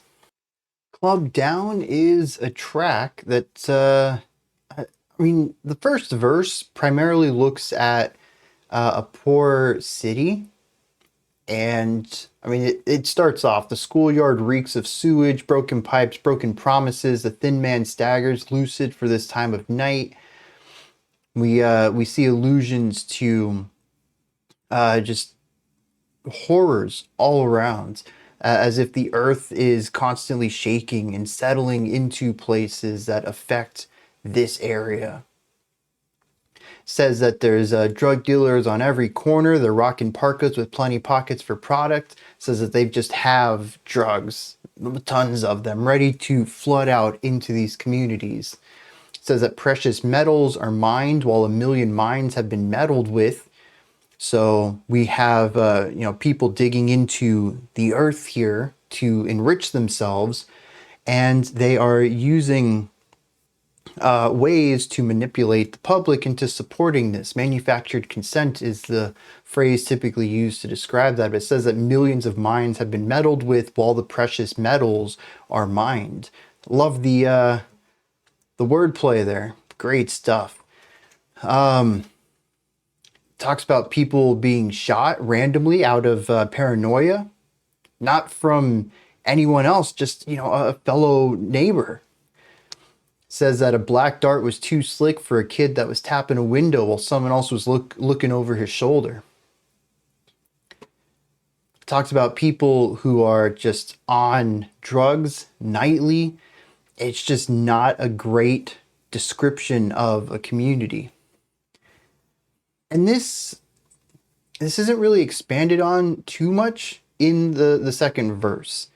I was trying to figure out what this was aiming at, what was the larger concept here, and I think the chorus really lays it down. It says that the city looks pretty, but where it all began, all this has to balance on the barrel of a gun. So the entire city is balanced on violence. He says, because all the money in the world isn't going to stop the gangster shit. The whole world loves it, and you can't change it, even though it's dangerous. And this, I think, is a really good follow-up to La Mala Ordina, in that one was talking about how rappers all aspire to be gangsters, but that actual mafia stuff that they use as iconography to look up towards is so much worse than anything they would ever aspire to be. That it's just a really hard, difficult, violent life. This looks at the other side of it, which is that a lot of kids end up seeing this almost like the famous look of how cool it is to be a gangster. We had the gangster rap. I don't know if that's still a thing these days, but we certainly had a lot of it in the 2000s when I was paying a bit more attention to that. And we have, well, I brought up Scarface earlier, just how we create icons out of these terrible people, at least terrible fictional people. But then people see that and they aspire towards it. Instead of seeing how terrible it is, it's someone that they want to be like. And so we continue to idolize, I think is the right word here, gangster life. And the more people that see it, see the glamour of it, the money of it, the power, it's typically also male fantasies. So there's also women present too. And it's all the things that young men are told that they should want. This is a way to get it. He says the whole world loves that gangsta shit. And you can't change it. He basically is saying that we could put so much money into improving this area. We can get rid of the drugs. And we could improve the infrastructure of it all. But as long as pop culture continues to push these ideals on our young men, and I suppose young women as well, though, again, I kind of see a lot of this as a male fantasy type of thing. But as long as pop culture continues to push this, it doesn't matter what we're going to do to make the city better. People are still going to aspire to be like this. He says there's too much money put into selling this image, that we really need to fix that first. And I think that's really interesting because that to me is kind of the thesis statement of this track. It's what ties it all together. Otherwise, we just have a description of a city that isn't doing too hot. And it's interesting that that is snuck so late into the track. I mean, the first verse is enormous. It is 3-4 times the length of the second verse. And then we also have the pre-chorus, which is the turn off the lights, they done shut down the club. This was the intro too. So we got the pre-chorus twice and an incredibly lengthy verse before we ever got to the core idea here.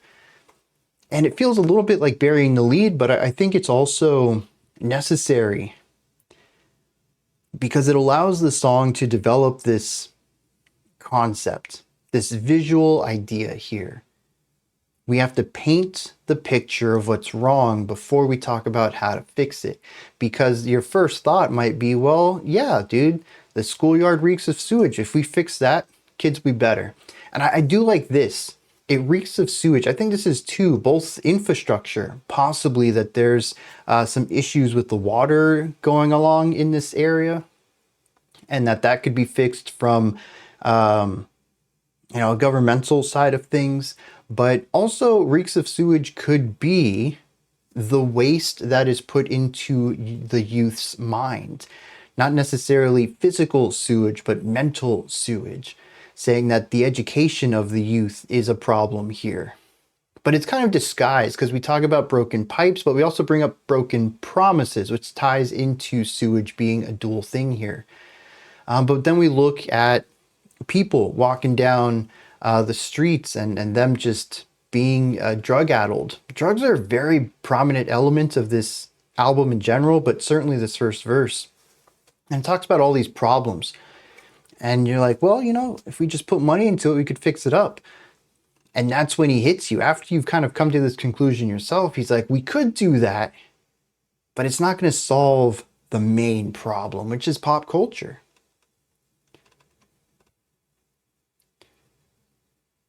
Yeah, I kind of dig that. All right. Next up, we have another interlude called Prophecy, then Run for Your Life featuring La Chat. Kick it.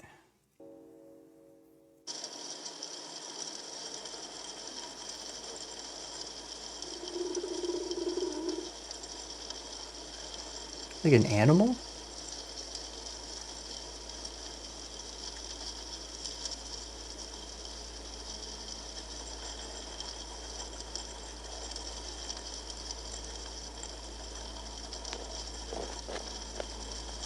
Also, there's an interlude every 2 tracks, 1, 4, 7, 10. I guess it's every 3rd track is the interlude. But we only have 2 full songs between each. I wonder if they're supposed to be grouped. Should I be listening to this in groups of 3 tracks?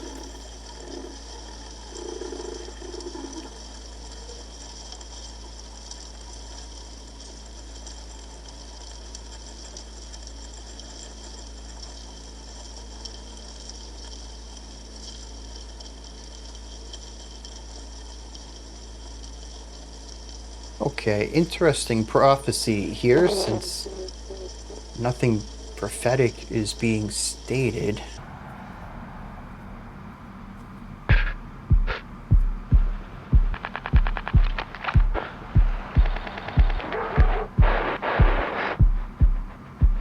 It's like the hum of a city. And then collage style sample-based melody. High-pitched ringing. Way too Hollywood to be in Hollywood. Shh. You done did it now. Heard the dope was good and well, a hood's a hood. Fuck. Shh. You gon' get it now. They said she gon' get you right. They said she got all the juice. They said keep her happy though, or she be coming after car you. passing, so we are in a city. Invincible when you get high.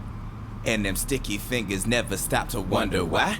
So now you sprinting by that fish market trying to make it to summer. The blood in the ears is drumming, the heart is a cable jumper. The brain is flipping the language, the lungs are probably toast. But everybody who ever stopped running is now a ghost.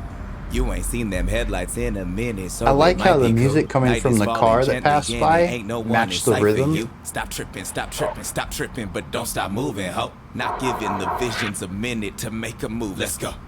Ho, get it right. Get out of sight. She on the street. Run for your life. Don't you know that she ain't afraid to shoot? You ain't scared, is ya? You fucked up and she coming for you. You ain't scared, is ya? Ho, get it right. Get out of sight. She on the street.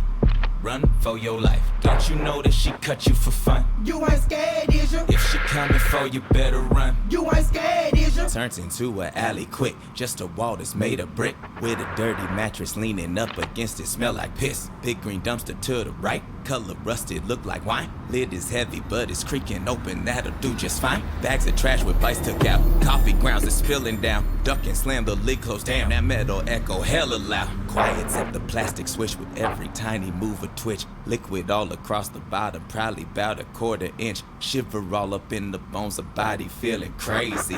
Faces streaked with tears and dirt, the vision going hazy. Fuck it, it's too dark to see. Cannot cry and can't be weak. It's a code of honor, gotta keep it gangster in the streets. OG, OG, I was gonna say, it sounds like an accelerando. Jesus. Slap that coopster all day, you knew just how this would be. It's the devil's playground, ain't for play, but you was born into it. Now far in the distance, creeping up is that underground music.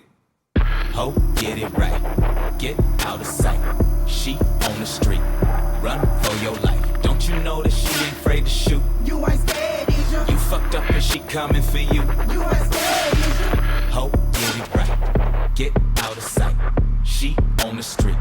Run for your life. Don't you know that she cut you for fun? You ain't scared, is ya? If she coming for you, better run. You ain't scared, is ya? It's Lil Chat, the killer, the murder, the bitch they love to hate. Yeah, you tried to run, but I caught you, you know it's no escape. Burn up both your legs with your head, but yeah, your mouth I rate. Throw your garbage ass in the dumpster and now shit on your grave. Blood, I'm so addicted to blood, I'm cutting your body. I was gonna bring up the snare. Now your remains is scattered through the mud. Yeah, they should've warned you. It's abruptly cut off white noise, isn't it? Put you in the ground and relapse, go dig your ass back up. Ain't no word I had, I'm psychotic, you haters gotta die. Schizophrenic, bipolar bitch, I feed my bitch your ass. Drama queen, I'm bringing the drama, don't fuck with me, I hunt you. Cut you up like me, take your kids, a very tasty luncheon. Body you bitches for fun, punch a big hole through your lungs. Cut out your motherfucking tongue, burn you a cook to a dumb. Boosting up the murder rate, Hannibal leg to your face.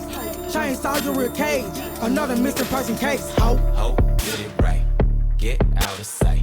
She on the street. Run for your life. Don't you know that she ain't afraid to shoot? You ain't scared, is ya? You fucked up and she coming for you. You ain't scared, is ya? Ho, get it right. Get out of sight. She on the street. Run for your life. Don't you know that she cut you for fun? You ain't scared, is ya? If she coming for you, better run. You ain't scared, is ya?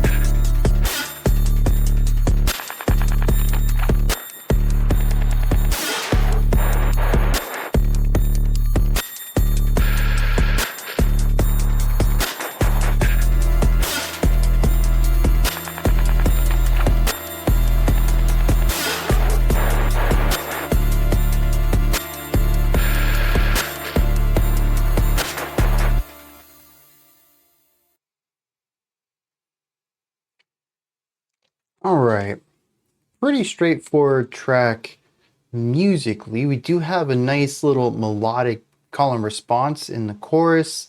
We have a guest rapper for the third verse. Musically, though, I find this interesting because it's kind of set up initially as just kind of doing a freestyle out in the streets of a city, presumably at night. There's not a lot of cars going by. Something about the low hum that's being picked up tells me it's a city, but it could also just be, I don't know, maybe a less populated area. I don't know what it is with that low hum though. Like, I don't know. Anyways, we have some cars passing by. One of them has a beat going on that lines up with the vocals. I thought that was pretty cool. I don't think it was the same beat that was brought back proper once the instruments came in, but the original beat on the car did have some metal bells present, and that was a pretty core instrument through the rest of this track. It continues on with the eerie, unsettling sounds, particularly with that metal bell set, some sort of glockenspiel. And yeah, that's about it. This one does have a pretty strong beat on the back half, but once again, we have isolated vocals in the first half. Not much else to say about this one. It's very minimal. This album is very minimal. I find that to be really interesting. Let's hit some lyrics. Interesting track here. Once again, we are within some sort of gangster narrative. We have somebody who is running wildly. Verse 2 says they turn into an alley quick, just the wall that's made of brick with a dirty mattress leaning up against, big green dumpster to the right, color rusted, lid is heavy, bags of trash with bites took out, duck and slam, the lid closed, damn that metal echo hella loud. Basically, he's been running. He sees an alley, sees a dumpster, he dives in, he tries to make it quiet as he lowers the lid back down, but he doesn't. He's running from something and scared of it. Says that the face is streaked with tears and dirt, the vision's going hazy, it's too dark, but I can't cry, I can't be weak, it's a code of honor, gotta keep it gangster in the streets. So what are we running from? Verse 3. LeChat comes in. It's LeChat the killer, the murderer, the bitch they love to hate. Yeah, you tried to run, but I caught you. You know it's no escape. This entire stanza is about how... Here's the interesting thing. It references, or she references herself as LeChat. Twice, actually, in here. That she's psychotic and violent. She's the person who comes after you when you screw her over. She doesn't send someone else. She goes herself. And she messes you up. At the very end, she says she boosts up her murder rate. She cuts out this person's tongue, metaphorically buries them real quick, and then they're done. Maybe not metaphorically buries them. I don't know. Regardless, this is really interesting because where we just saw a track like La Mala Ordina, which featured two guest vocalists who seemed to be acting as other characters for the story, this one, LeChat just seems to be herself, or a version of herself anyways. And interestingly, it's a bit of a hype song where in La Mala Ordina, the two characters tried to hype themselves up and then were ultimately killed or tortured by David, who was playing a sort of mafia character. And we were seeing the contrast between city gangsters and an organized crime. Here, LeChat talks herself up, but she is legit. The rest of the song is about a character running from her and completely terrified of her. It's a very interesting contrast to La Mala Ordina, and I'm curious what the purpose of this one is.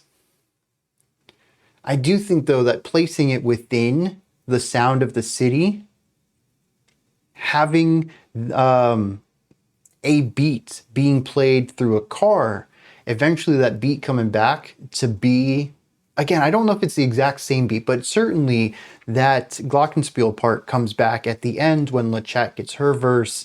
I think that's interesting because it's almost as if she's in the car driving through the city trying to find this person, and now that she's here, now that our perspective has shifted to her, that was her music. Was she possibly in that car at the time?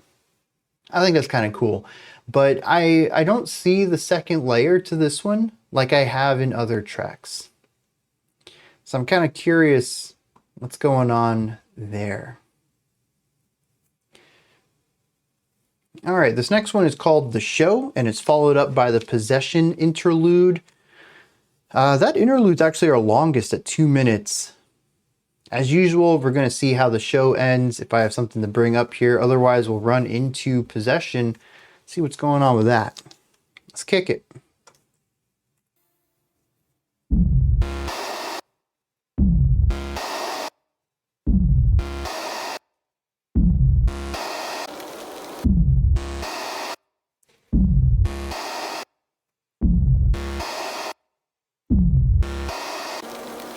See how the bone exposed? Nice blood bouquet, trace of marrow. Fuck boy trying to hold his nose, let it drip. One sip, taste his halo. Say bro, why's your skin on the floor? Where's your hair? It's nothing but follicles. That's called a close shave, don't y'all suppose? A trail of toenails left through the snow, but he should know he fucked with the wrong one. Sawed off shoulder, fuck the shotgun. Can't afford top, cat got his tongue, and she might get his lips next just for fun. A blessed refreshment when his breath's barely there. To blast his slashed face with fresh compressed air and press his chest just to keep his heart beating. Open your eyes, bitch, you got to see this. Don't know which body part should go first. Spin the wheel, vertigo. It's an art you partake in, and just know you all paid to watch. Let's start the show. Come out, sit your ass down, don't blink, don't make a sound, just look. It's Why okay hand to cry. claps? You live your best life when you watch him die. The best menage. Also another song that kind of has an industrial background to just it. because probably set their jaws with rebar and pause while you get photography. Tenants are to extend the cavity. What could fit? What are you imagining? Share your thoughts. It is time for bantering. Killer be right back to enact a masterpiece. In the end track, should they contemplate escape? They're trapped to the calf. That's just basic pain. Pace to make the brain face its strength and strain gracefully to places. Escaping sane thoughts to basic survival love. Y'all came to see the amygdala. Yeah, rather consistent syncopation on the vocal rhythm here. Kill what the kill deserves. Don't know which body part should go first. Spin the wheel, vertigo. It's an art you partake in. This is and just the know chorus, you all I think. paid to watch. Let's start the show. Come out, sit your ass down. Don't blink, don't make a sound. Just look. It's okay to cry. You live your best life when you watch them die. Gotta reach the bottom. Why you muddy waters with your hollering for help? That is not an option. Throw your caution to the wind and live within yourself. Very harsh transition there, both Probably count on one hand all the atmospherically times and that you have ever lyrical really flow. felt anything, and when it's finally done and everything is numb, your killer let you know you're well. Come over to the edge and look over it. You ain't never gonna fly with all the comfort you're holding, with all of your might, and then try as you might to get over it. It ain't over. To killer say you will know the limits of flesh stretched and eyes bled before they die. You said you had demons to exercise, and cash in hand stand to witness demise. Times come. Killer wants audience advice. Don't know which body part should go first. Spin the wheel, vertigo. It's an art you partake in, and just know you all paid to watch. Let's start the show. Come out, sit your ass down. Don't blink, don't make a sound. Just look. It's okay to cry. You live your best life when you watch them die. That you live your best life when you watch them die. Death is a really... It's got a strong focus on this album. It's recurrent elements of the lyrics.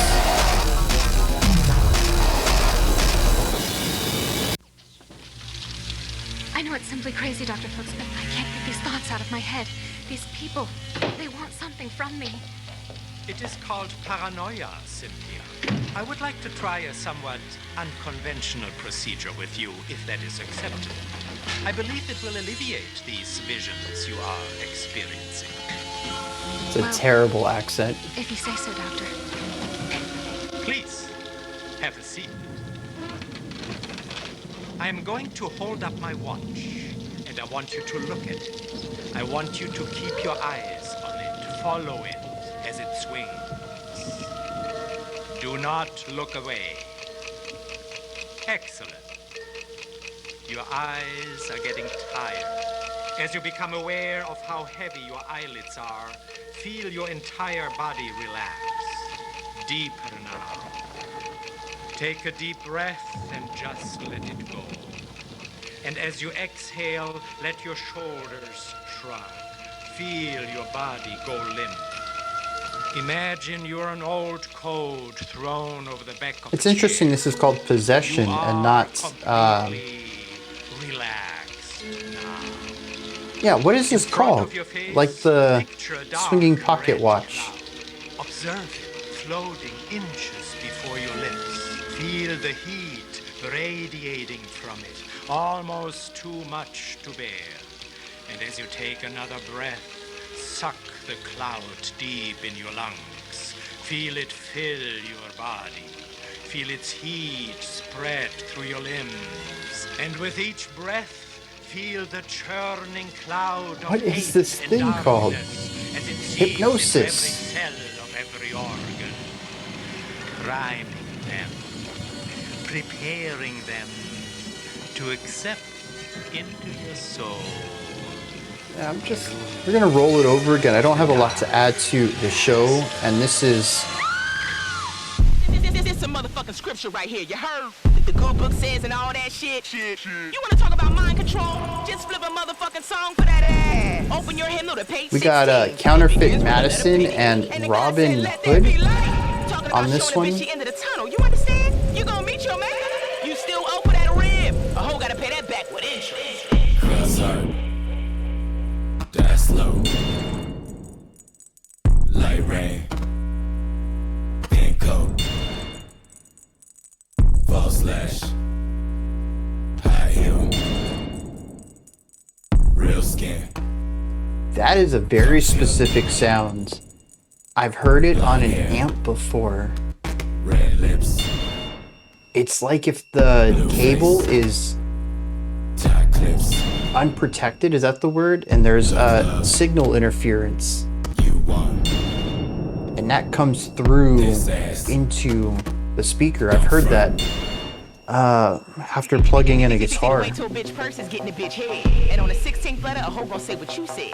Like in a real way, like a bitch think what you thought and ain't even know. And if you real about this pimpin', you ain't never pull. Cause pussy and dick stack $1 so quick, you got a motherfucking cathedral in the Palisades off of hoe money. Keep up with this game now. You getting it from the source. Battle and sell it. Prohibition or not, pussy make paper play, boy. Bring that. Big talk. Lay back. Fuck boy. Don't play. Just noise. No names. Stay wet. Come see. Work hard. Get free. This that. Good. Come more. You should. Don't let the hoe get lost now. That hoe is out of body and that mind is yours to shepherd. Your neck and whistle up like the dome on a motherfucking mind so a bitch can find it in the dark. Be a beacon of hope for the weary and tired. Cause them feet been on the street all night. But as long as they got tithes in hand, the tabernacle gon' shelter you from the storm. Say it loud now. Pimps up, hoes down. Hoes down. Fuck bitches, get money. Get money. Hallelujah.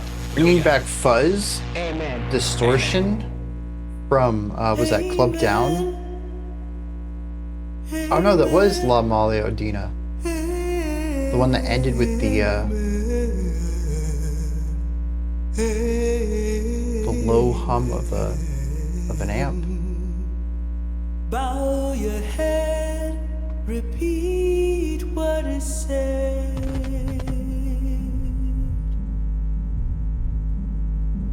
Lead us away from every temptation, Lord. Deliver us from heaven.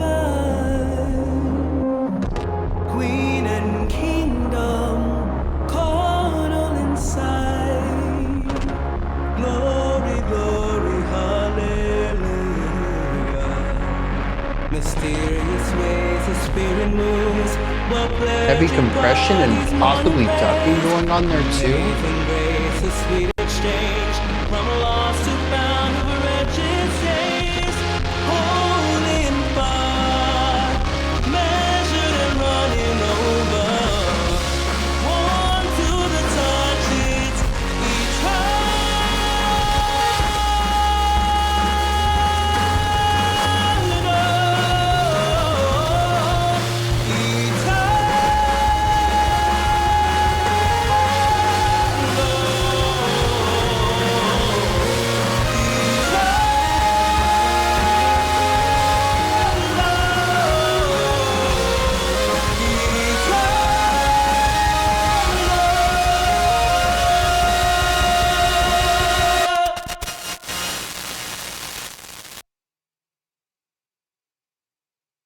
Interesting.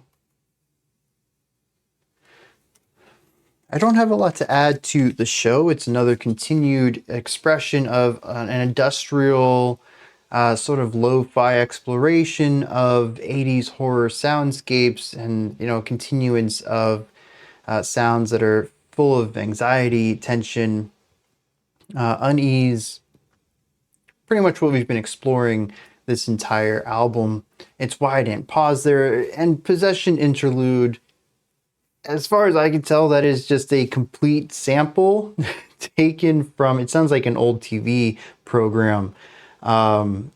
And it kind of has like an old-timey fuzziness going on there, like it's older media where the recording hardware wasn't quite up to date, or maybe even it's seen some audio degradation as the recording might have gotten damaged over the years before it was digitized to be sampled here.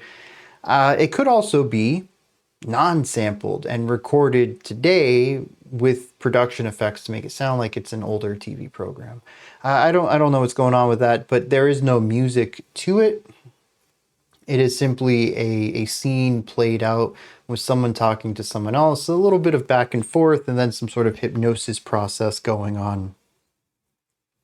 This takes us to All in Your Head, which, well, this track's interesting.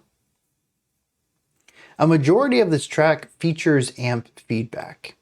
It is that low hum that exists. We hear it starting out as a sort of way of creating a beat. We get these accented hits because of the sound coming in. And then, no, actually we start off with just the hum as like a foundation, a drone. It eventually helps create the rhythmic structure to it though, as it's, like I said, it kind of focuses around these downbeat ideas. This was all kind of neat, but also another minimal approach to just creating some unsettling atmosphere for the vocal lines. This all changed at the end though, and I think this is really interesting. We have melodic singing, something we haven't seen too much of on this album, and previously when it has popped up, it has been incredibly minimal, mostly focusing on vocal ostinatos. Here, though, we have full-on traditional, I'd even say a bit of R&B style singing going on here, very pop-oriented style. We have full projected, fully supported, higher pitched vocals here. There's something very proud, some sort of strength to it. It doesn't feel weak or unsupported. It isn't quiet. It is belted with higher pitches, and it is something that pierces through and is so distinct within this album. I think it's difficult to get to this point.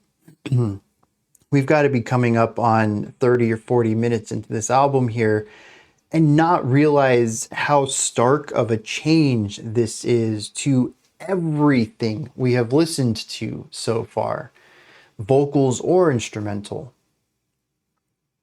Now underneath this though, we have this noise. It's just a crackling, compression sounds. It eventually begins to grow and expand, and you realize, well, this is like an LFO put on an entire song. And as we start dialing that filter back, we get to hear more and more of the song. It's less and less compressed, less and less filtered. There's melody in here. We have some sort of keyboard or synth work. There's a full drum part in here. There's a lot of bass line, maybe even. And you just get to hear more and more of it as it opens up and expands. This idea of growth is present within the instruments, how they are presented to us, but also I think in the vocals, which, as I mentioned, have a strength to them, are projected, they are being belted. It is so different from the more muted delivery that we've heard with all of the hip hop, but even the less expressive sung parts of this album, the parts that we have heard that bring in a type of melody to a rather melodyless album. Even those which felt contrasty to the spoken word and rapped elements of this feel less distinct, easier to classify into the rapped components of this than this more traditional, powerful vocal, proper singing. And I think that's really interesting. because we're pairing both of these together, there is a strength coming through here, an opportunity for growth, for complexity. And I think this is another element that we need to look at as well. It's not just about the production of these instruments and forming that song from nothing into being heard, still, albeit compressed to a point. It is not clear instrumentation going on there. But even when you listen to the instruments themselves, listen to the drum part. Yeah, you got a solid beat back there, but you also have drum fills. You have experimentation. You have the vocalist speaking through their language. I said vocalist. You have the drummer speaking through their language, which is rhythm. You have the pianist or keyboardist, whatever instrument that happens to be. Harmonic information here is really interesting, but there's also these cool melodic lines going on here, a little bit of counterpoint occasionally against the vocal part. It also feels vibrant. It feels beautiful despite the compression, which is dirtying it up. It's grittying it up. But beyond that, if this was played without that compression, without the filter on it, it would be a gorgeous idea. And it feels like it's trying to punch through this sonic barrier. And the song itself does push against it, but it does reach a point when it balances. Almost at times feeling like that filter and the compression can start to pull things in a little bit. And there's a struggle between the song wanting to exist and this outer force trying to silence it. All while we have these gorgeous vocals just belting out. I have no idea what was being sung there. I mean, it's one of the first times in this album that I've truly been able to really start to analyze on the area that I'm most knowledgeable about, which is composition. A lot of this album has been production and lyrics and rhythm. There's been a lot of cool rhythmic stuff going on in here from the vocal work. But this is sort of my bread and butter. And again, another rarity, just a moment when even the way I'm listening to this album has shifted. Is very cool. I don't know all of what it's supposed to mean or represent yet, but my ears perked up. I immediately caught on. Everything happening here is so different. Why? What is it supposed to represent? I don't know. I had to listen. I had to key into as much as I could. And there still is some grit, some dirt, some compression. It's not easy to hear all of it as it is intentionally being muffled and compressed down, trying to remove it from the song back to the silence that we had prior. Sort of like the sound, the wall of sound coming up at the end of La Mala Ordina, where it becomes impossible to hear what the lyrics are saying. That here, once again, we have a type of compression, a type of production trying to isolate and silence the music of this album, trying to silence some component of this album. And I think, when we go back to tracks like He Dead, we can see that the silencing of voices, it's not necessarily, I think, a theme that is running through this album, but it has popped up beforehand. And I wonder if we aren't coming back around to this topic and viewing it through a different angle. Very interesting track, though, especially with only 4 tracks left, although the 4th track is longer than the other 3 combined. Still interested in that one. But yeah, it's very cool here at the end to have this shift. I'm really curious what we're looking at. Let's dive into some lyrics. The show is about someone being presented's a weird word. Discovering, being walked through. There is somebody, our narrator, talking to this other person, and they seem to be walking them through a building. And in this building, there are people being killed, murdered, possibly snuff films being recorded, and the other person, the one who's being introduced to all of this, is not cool with it. And this may be their first exposure to an area like this. While our narrator, the host, I suppose we can call them, everything here just seems rather normal to them. The very opening of the verse, and this is going to get graphic, so I'm not going to hit the most graphic sections, but I think it's important to the story. If you're squeamish and stuff like that, maybe just jump to the next timestamp for the next set of lyrics. But it says, see how the bone exposed, nice blood bouquet, trace of marrow. It says, let it drip, one sip and taste his halo. Why is your skin on the floor? Where's your hair? Where's your hair? It's nothing but follicles. They call that a close shave.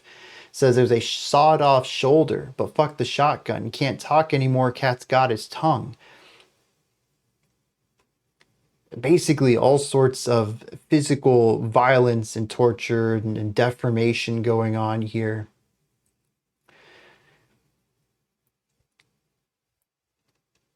And the chorus comes up and says, I don't know which body part should go, so first spin the wheel, but there's vertigo. It's an art you partake in, and just know you all paid to watch, so let's start the show.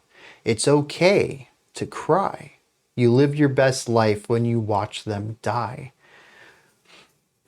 So there's a show here. This whole building seems to be based around torturing people, and rich people presumably all come around and pay to watch. And there's some sort of game too with a wheel that you can spin to enact the next pain on someone.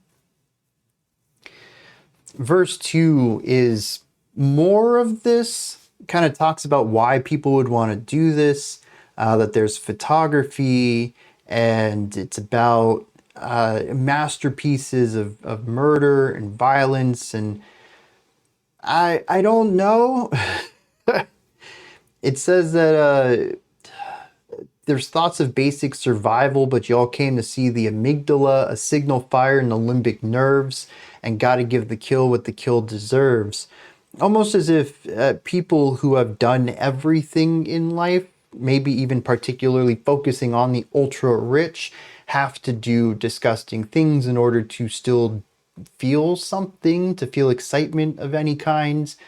I remember, what was it, like the 70s, 80s, maybe even a little bit of the 90s. I remember a lot of films being made about rich people hunting the ultimate game, where they would kidnap humans and then chase them through forests and stuff on islands where no one lived. And this would be the ultimate game to hunt. After you have hunted, all the exotic animals in the world, you finally should hunt humans. And this kind of feels like an extension of that, while still keeping some of the, kind of absurd, asinine, really pushing things to the envelope with an entire area dedicated to this. But it also feels very modern. The whole idea of there being a wheel to spin and people paying to watch this show, I mean, yeah, I can kind of see it through like an older lens, like a theater, I suppose, and the curtains rise and there's like a big show being put on. But also a lot of this kind of feels like some of the game show absurdism that we would see in modern times with streaming platforms. And I remember, I don't know if it's really that much around today, post 2020s, but I remember there being chat rooms where people would pay you to just do stupid stuff. And it was like at the maybe not the total infancy of online streaming, but something close to that. And I think even Black Mirror in their most recent season actually made an episode about this specific thing, even though I think it was a bit older at that time. But maybe there's a resurgence of this type of online content again. I don't know. It's not great, and I try to not be aware of stuff like this still happening. But also, it feels very appropriate today, maybe not so much in this specific kind of violence, but a different kind of violence. This was 2019, but I mean, 2026, we are quite well aware that the ultra wealthy do engage in disgusting things because they have nothing better to do with their lives and time and money. Except now, you know, it's everything related to the Epstein files, which is still, again, a type of violence. And actually, there's a lot of violence in those files, too. So this whole song, I don't know, it kind of hits a little harder now, even if it isn't technically on the same wavelength as what we're learning these days. It's still the same kind of grossness of greed. And where greed will take you when you don't have any repercussions to life. And that's pretty much what I get out of this track. Verse 3 kind of talks a little bit about this new person feeling a bit squeamish about all of this. And our host trying to make them feel a little bit better about it. He says, when it's finally done and everything's numb, your killer lets you know that you're welcome. Just kind of saying, you know, once you get this done the first time, the fifth time, it becomes normal, dude. You'll get used to it. And that's kind of a terrible advice to give to somebody about all of this, but it also tells how depraved our host is and trying to invoke this depravity within someone else. It's a wild track here, but it feels very schlocky, also very 80s horror. Like this is something that would be played straight in a B film. Like this is just something that happens. You know, the rich people come together and pay money to vote on how someone will get maimed next. And come to find out it's actually not too far removed from reality, unfortunately. So it's interesting in that this is, one, definitely well within the 80s schlocky horror themes that they've been focusing on atmospherically and tangentially thematically on this album. But it's also social commentary. And it's also kind of close to actual real life social ideas that instead of commentating on them might have been predictive at one point and is fairly accurate to the truth of reality that would come out 7 years later. Fun stuff all around, I suppose. Fun being sarcastically stated, if I didn't convey that. Possession is exactly what I interpreted it to be. There's no annotation here about a specific sample, so this may have been created original, but again, produced to sound like it is an old TV program or an old recording of some sort in general. We have a woman who says, I know it's crazy, but I can't get these thoughts out of my head. These people, they want something from me. And the doctor says, it's called paranoia, Cynthia. I would like to try something unconventional. And of course, we go into hypnosis here. And the first half of it is pretty standard. You feel your eyes getting tired, you feel your body relaxing. Imagine you're an old coat thrown over the back of a chair. Now that you're relaxed, breathe in deep, feel the air in your body. And then prime every cell of every organ, preparing them to accept into your soul the allure of the Dark Master. We get a little bit of a fun supernatural twist to the end of it, as this hypnosis is turning into an occult ritual of some sort. This is an interesting track because I see what it's doing, but I don't understand the why. What is the intention here? The core element is that there is a parallel being drawn between religion and a pimp's control over sex workers.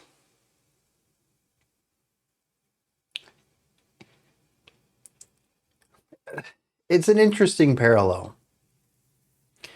But there's also, when we move away from that, which is primarily in the verses, maybe, I mean, they're not, Genius has them labeled as intro and interlude, but to me, they're the core verses of this track. When we move away from that, though, we seem to have a focus on the anonymity and possibly the dissociation, the lack of humanity within sex work itself.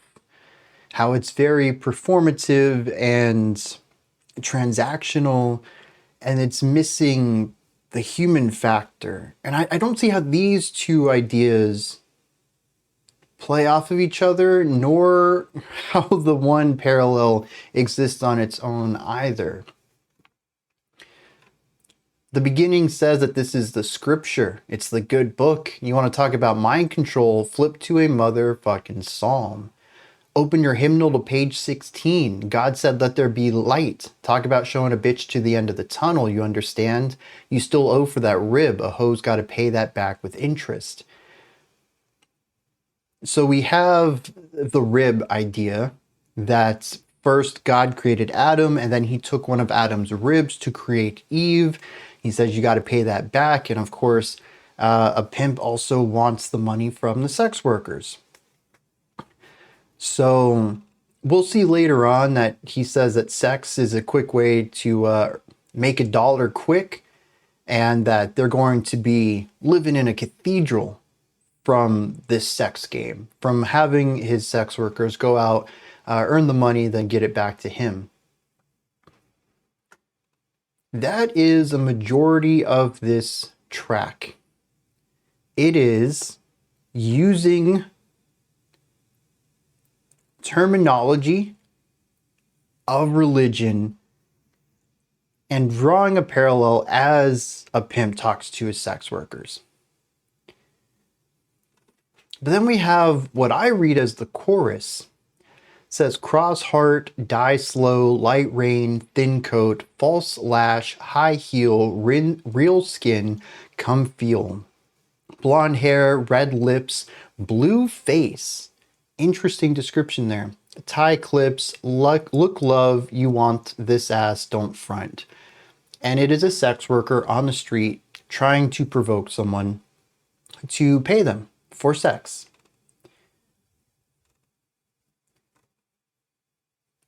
And then we have verse 2, which I still see as a bit of the chorus here. It says, don't play, just noise, no names, and bring that big talk, just lay back. And it just creates this transactional element. No names for any of this. We're just going to get this done and move on. And then all of this culminates in the outro. The sung part.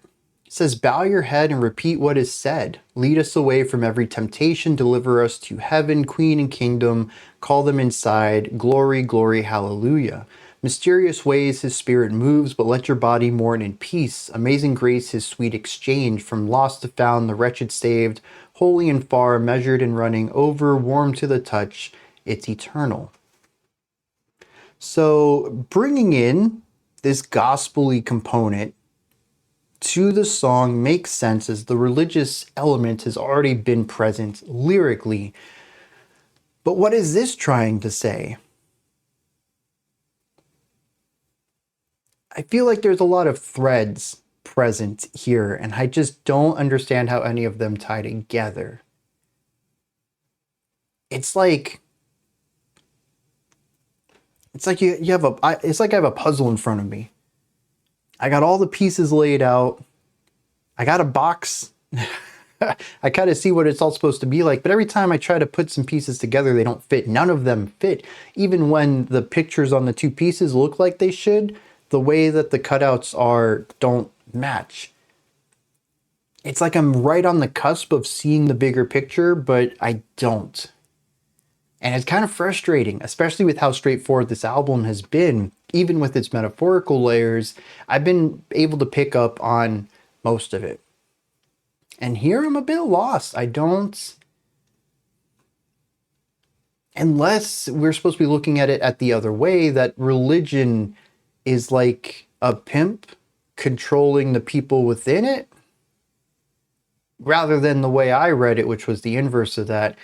But even that, how do we relate the impersonal approach of sex work into the realm of religion?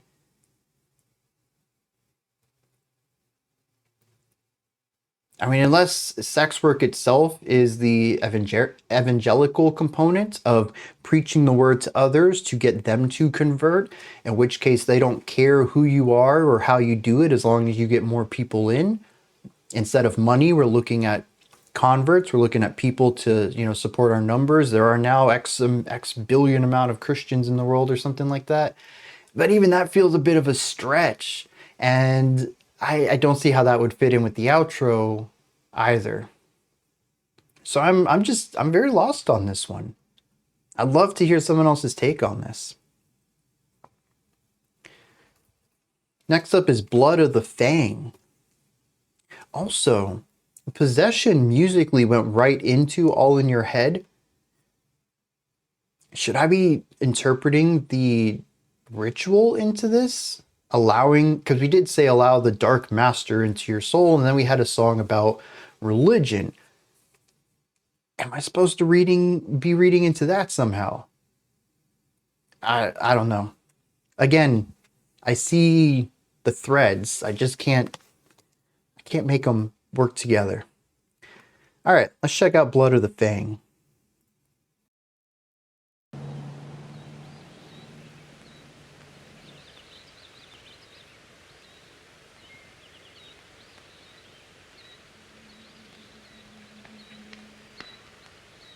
By the Christians it is written that in the Black Myrthian age there existed an addiction to blood. Well, an addiction to blood is the title, but then also it said something about Christians in the first part. They wanna call the bluff. Okay then, time to come back. What up? Hail King Got that 332. Fluid, you knew it was moving forever. Loop it, the truth is the movement was really too clever. Who is the newest to do it, pursuing a useless, polluted agenda? Too long to get they bullshit together. 50 years bad enough. Patient, gave him a 2-year grace. 6-6 came, then they saw the true face. Black on black irate. Had them all running scared straight out the gate. Skin do show you who kin, that's it though. What's inside never been too simple. Syrup, he sip cause he can't taste his own. Drink it up, drink it up. You belong in every milliliter of. They tried to take out every military leader, but you was born to be a martyr, and that doesn't mean a thing because that body really mean. Fill it up. Your history is one you might consider killing for. This ain't the shit they taught you when you went to kindergarten. What you need to know is in the Queen Angela done told y'all. Grasp at the root. So what y'all talking about? Hands up, don't shoot. Look back. Blood on the ground. Look straight. They still shooting. Jump back. Still here. Now what that tell you about death? Death ain't shit. You got to drink it up, drink it up. There exists an addiction. Drink it up, drink it up. Drink it up, drink it up. There exists an addiction. Drink it up, drink it up. Fist in the sky if you ready. Dice are off like confetti. They thought you was playing. No, really, the game was more training than infinity. And much of it blues. Time to fly, cause you know time fickle. So cold, finna snow, swing an icicle. Taking out a police or a politician, issuing a statement saying turn it on a dime, get the nickel. And it ain't just money. B, this ain't honey. Sweet, but it's funny to think of them wanting to speak when this pain is deep and ingrained in.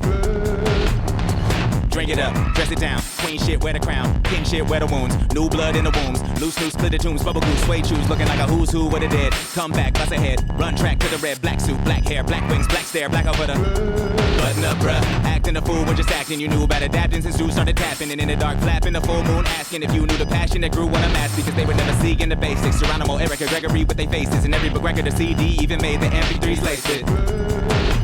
Brother Malcolm done told y'all. By any means. So what y'all talking about?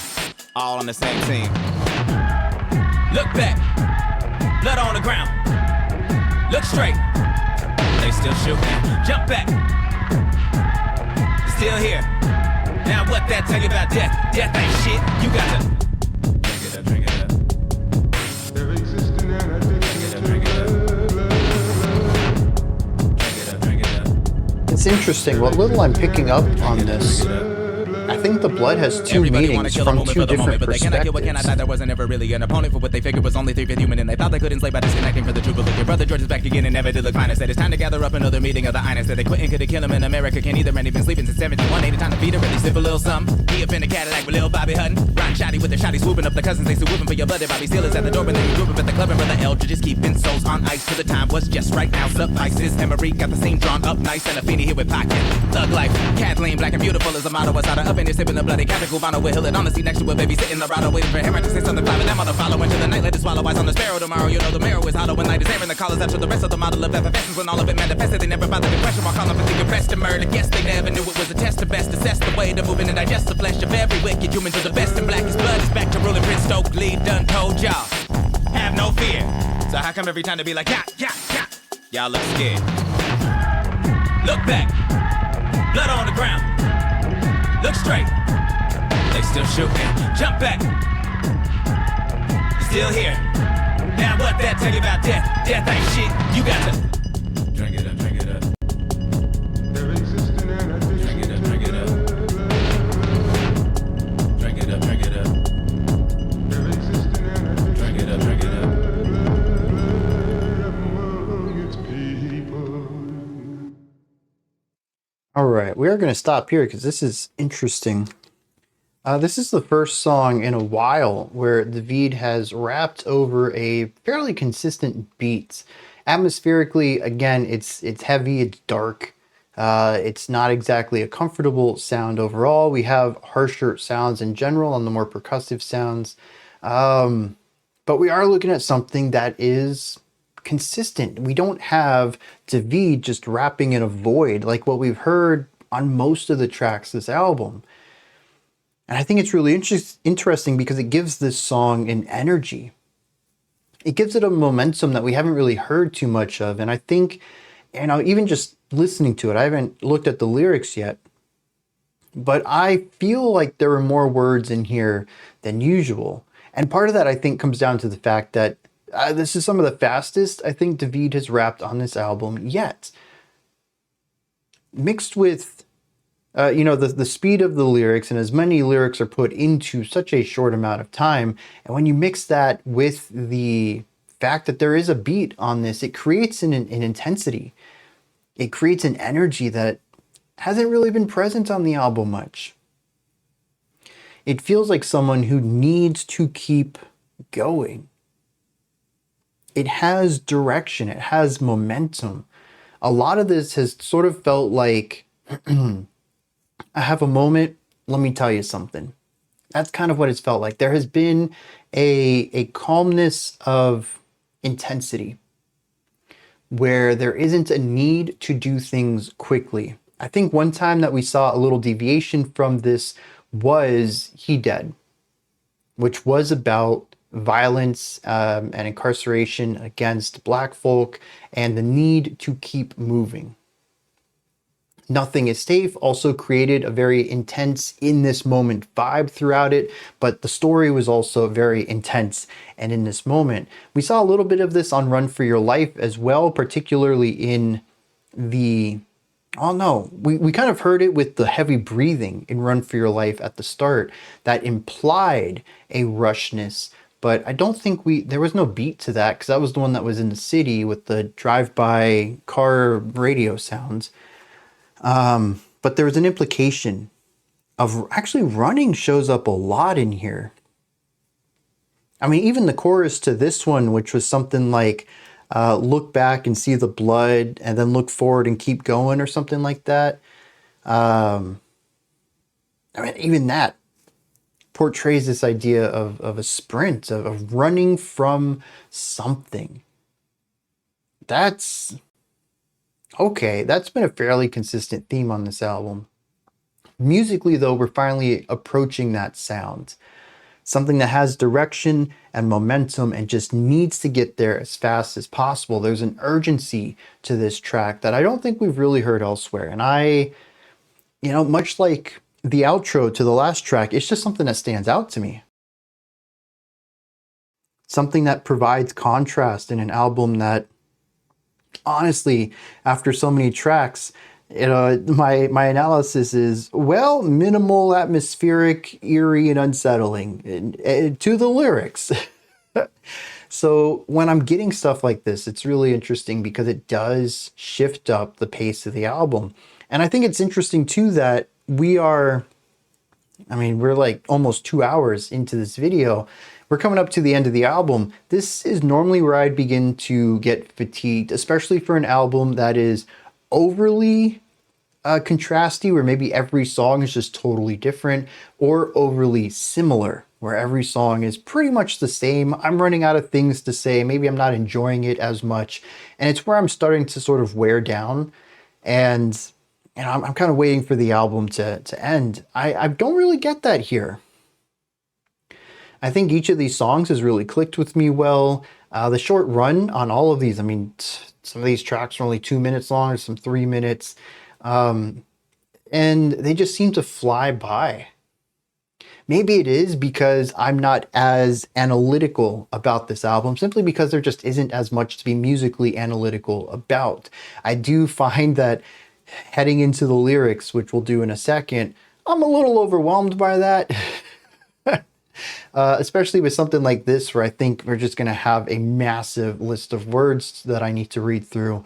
But again, unlike other rappers that we've checked out who just are, 16 layers deep of figurative language, this is mostly digestible for someone who doesn't listen to a lot of rap, who doesn't do a lot of poetic analysis, who, I might be able to get an analogy here and there, but I really need something a bit closer to the surface for me to understand. And I think this is fantastic, I guess, entry-level hip-hop, where it is interesting musically, interesting vocally, the way that the vocals sound, and interesting lyrically. And as someone new to the genre, I really have not listened to a lot of hip-hop in my life. I find it very approachable, very digestible. And I think it stands as a testament to what this album's doing, that I'm not overwhelmed and fatigued coming into this final, quarter of the album, where even albums I'm enjoying can sort of wear me down in this format.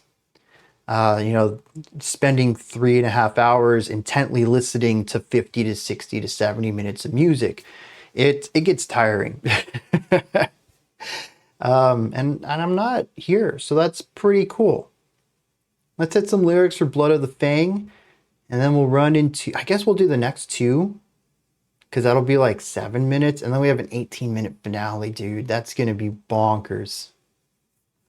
All right. On the one hand, we do have a track here about movement towards forward, but it's not necessarily in a sense of running as much as it is in general progression. But there's also a treadmill effect going on here as well.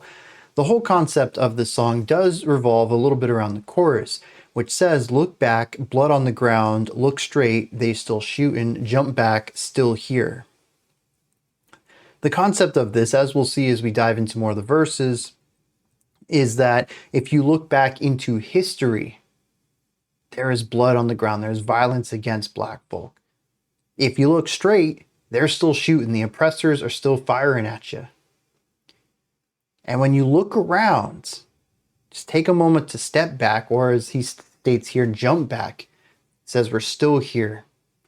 All of these years, decades, centuries of violence towards us, and we're still here. He talks about how that's strength right there. And that's where the post-chorus comes up, drink it up, talking about the blood. The blood is, it's who you are, but it's also your past. Absorb your past, allow it to make you stronger.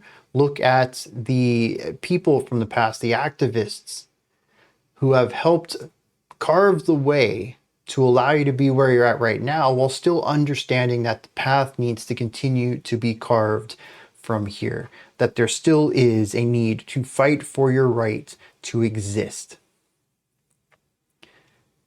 So drink up the blood of your ancestors and those who came before you, and use that to continue to push forward for a better future. That's what this song is about. And I think it's really important here. There is a second layer that goes along with a bit of the horror element, comes in the Blood of the Fang title. There seems to be some sort of immortality going on here, a resurrection of such. I learned a lot through the annotations of this third verse, but it seems that a lot of prominent Black folk from the past are able to come back to life now. Now, I think that the more literal definition of this is that if you learn the history of America and of course of Black America, that you can use that to push forward and continue the work of some of the people who gave their lives to help push the country forward a little bit, slowly as it ever was, but still pushing things slowly. But here, there are so many name drops of people who helped with this, activists, people I have never heard of, which I think is really sadly comical, because we do bring up a line. There's a lot of lyrics in here. I'm not going to remember exactly what it is. Oh, actually, it's right here, the end of verse 1. It says, "Fill it up. Your history is one you might consider killing for. This ain't the shit they taught you when you went to kindergarten." The idea that Black history just is kind of glossed over in education entirely. And what is there is kind of whitewashed as it is. So you're not even really getting a strong element of that. But at least in the States, we get a lot of American history that isn't that. And basically completely gloss over it entirely. And I see, here's the other thing I'm curious of too. It's kind of disgusting that if you want to know more about Black America, you have to take a very specific humanities course in college. So you may very well not even be exposed to any of this history if you're not specifically looking for it. But I never took that course. You know, all of my humanities were music related, music history, and I did take jazz, which followed jazz and blues, which followed a lot of Black culture forming these styles, which is very cool. But, you know, I never took any sort of political history of Black culture. So I don't even know if what they're taught in those classes is even real or whitewashed, or, you know, difficult parts just completely scrubbed out of the curriculum. I have no idea. But grades 1 through 12, you certainly don't learn about any of this incredibly important and mostly recent stuff going on in America. And a lot of people just end up not knowing their history very well, or how they, you know, things haven't really changed much. That's the sad thing. Things haven't really changed much, and we don't get to learn that because knowledge is dangerous. So anyways, I do want to extend a bit of thanks and gratitude to David here. I know it's not his job to educate people like me, but I did learn a lot about names and people and a little bit of what they were known for here in this third verse, as he just name drops so many prominent Black people in American history. And I think that's pretty cool. But they're also all coming back, which, like I said, there's kind of this immortality, undead thing going on here. Maybe vampirism of some sort, Blood of the Fang, focusing on blood in general. I don't know how all of this fits together, but this is a massive revolution song that says life hasn't changed much. You look in the past, you know, Black people were getting killed. You look at the present, Black people are getting killed. You got to keep pushing forward. So there's another side to this, though, too. Mentions that the blood is something that we should drink up and understand, because, well, there's a couple of call outs here. Says, what are y'all talking about? Hands up, don't shoot. Another one was, what are y'all talking about? All on the same team.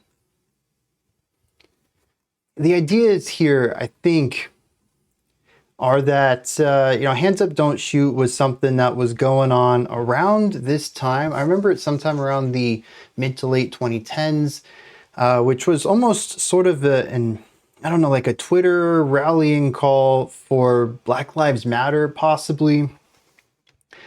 I don't quite remember. And the idea here, I think, is this the best that you can ask for? Is just don't shoot us. Especially when, as many activists that are going to be laid out in verse 3 mention, that the only real way to gain rights and freedom is through violence. History has shown us this over and over and over again. The what are y'all talking about all on the same team? I had to use the annotation for this one, but it references part of Obama's speech in 2016 as his presidency was over and Trump would be taking the position next.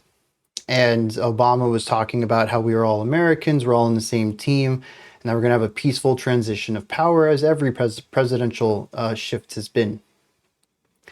And this song seems to be going against that. Simply asking to exist doesn't work. Simply being on the same team with people who want us dead doesn't work. There needs to be pushback, real pushback. You can't talk your way out of being enslaved or being oppressed or being looked down upon. You have to drink up the blood, not the blood of your history, but the blood in violence.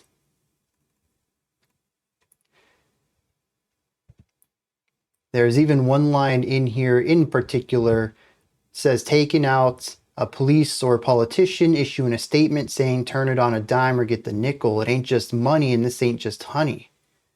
It's funny to think of them wanting to speak when this pain is deep and ingrained in blood, which I think the blood here represents both the history of this country and the bloodshed it has caused, but also the violence here. The pain is ingrained in violence, in hatred. You can't just talk your way out of that, is what this song is saying. There is probably a lot to this track I've missed or I don't have the context for. And dude, there's got to be 150 lines on this track too. So I'm not going through every single one of them. And there's certainly some sections that just went completely over my head. But I do believe that that's what this track is aiming to talk about. And I think that the music, the vocal delivery being so quick, there actually being a beat, there actually being momentum to this track. This is about urgency. It's about an urgency to reconnect and to continue the fight that has been going on forever, not to sit back idle to it.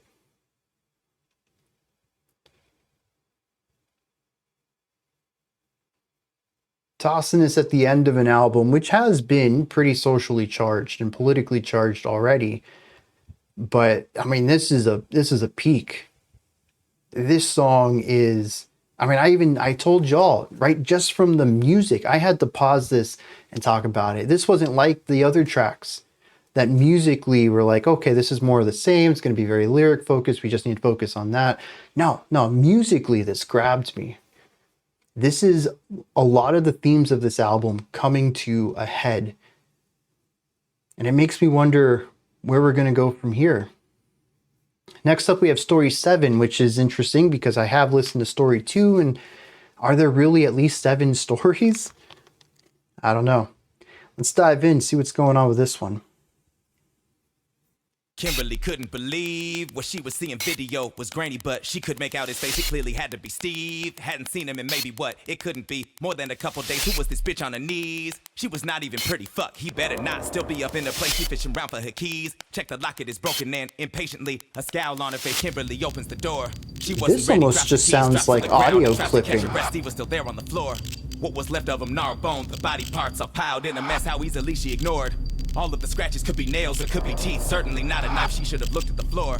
Follow blood to the windowsill where it went up and out into the night. Cynthia strolling through the moonlight, casually wiping the blood from the corner of her mouth. Cynthia knew Steve wouldn't do right from the moment when he had said that he wouldn't need her out. Cynthia singing on a blue night, temporarily satisfied, but she knew that wouldn't last. Cynthia steps into the brew. Yeah, so we're in 5. That's pretty fun. Hours passed. After Randy had sent the photos, he decided that he had just earned a drink. Shit, he's celebrating the end of a horrible case. He never had to see that woman Kimberly ever again. He thinks shit. Much like story 2, the rhythmic flow of the instrumentation follows the rhythm of the vocals. So he got to tailing the brown Chevrolet, and they'll say this for Steve. He knew what he was doing so good that he almost got away with all of this bullshit, but Randy wouldn't get paid in the space that he needed. Every dollar that this little job could make, the bookies were calling with more regularity. He would rather keep his kneecap still unbroken. Thank you if it's all the same shit. Nothing had changed. He was the definition of in a rut anyway. Job well done. He saunters on into the brew right pub, the spot pretty jumping. He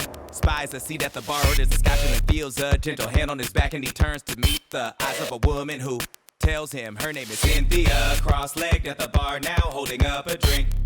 Wink, lips. Cynthia whispers, and his heart now takes another beat. Think, skips. Cynthia tongue along his ear now, maybe he should pay the tab. Cynthia knows just where to go now, and they leave and hail a cab. He say, is this the type of thing where he tempo pay? shift And if too. so, he gon' need a rain check, check, check. She say, you can have this one for free, babe. She licked her lips and started biting on his neck. He say, what's crazy about this? Between the bites and the kisses is he ain't been in the taxi since back when he lost his sister. But Cynthia isn't listening to him. She on a mission. The moon is full and she hurting that he might be the prescription. And now she pulling up a dress and he grabbing on her breast. And she start to see the throbbing in his veins, and she get ready for the best. Just then the cabbie pulled the taxi over quick. Click, pop, pop, silver flashes mixed with red, and that was it. Cynthia is choking on the blood now. The cabbie walks off into the night unseen. Wow. Cynthia still locked in, Randy's hug now. Set for the open window, high above the scene, and Cynthia looks straight into a doom now. Little Trina watches everything that happens down below, but doesn't scream at. Cynthia is howling at the moon now. Tomorrow Trina's gonna wake up wondering if it was really all a dream. Cynthia.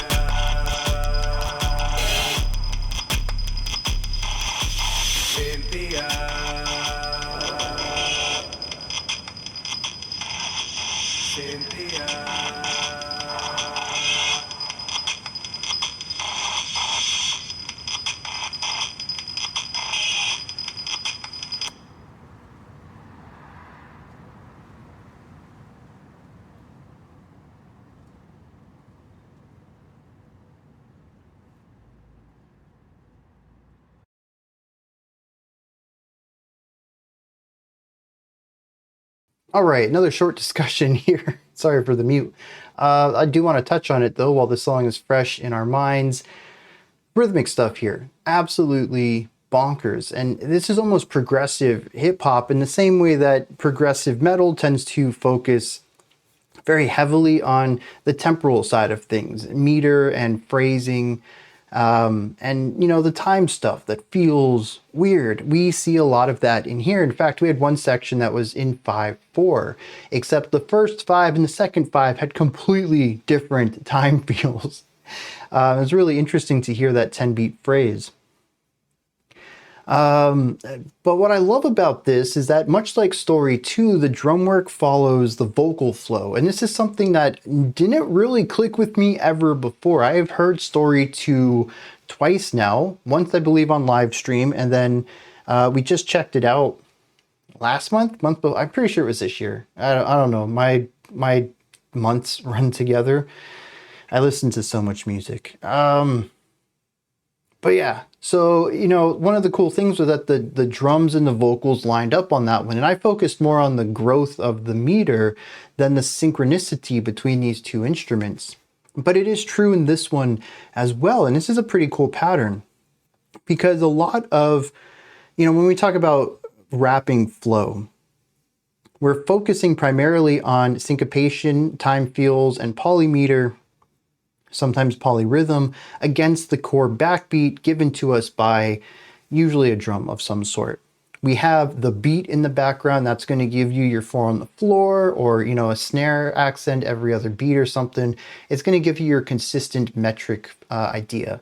Something that kind of feels like a metronome that's going to tell you the core pulse of the track. The vocalist is going to be the one who flips their flow around, changing up their rhythmic devices, changing up their polyrhythms, polymeters, syncopations.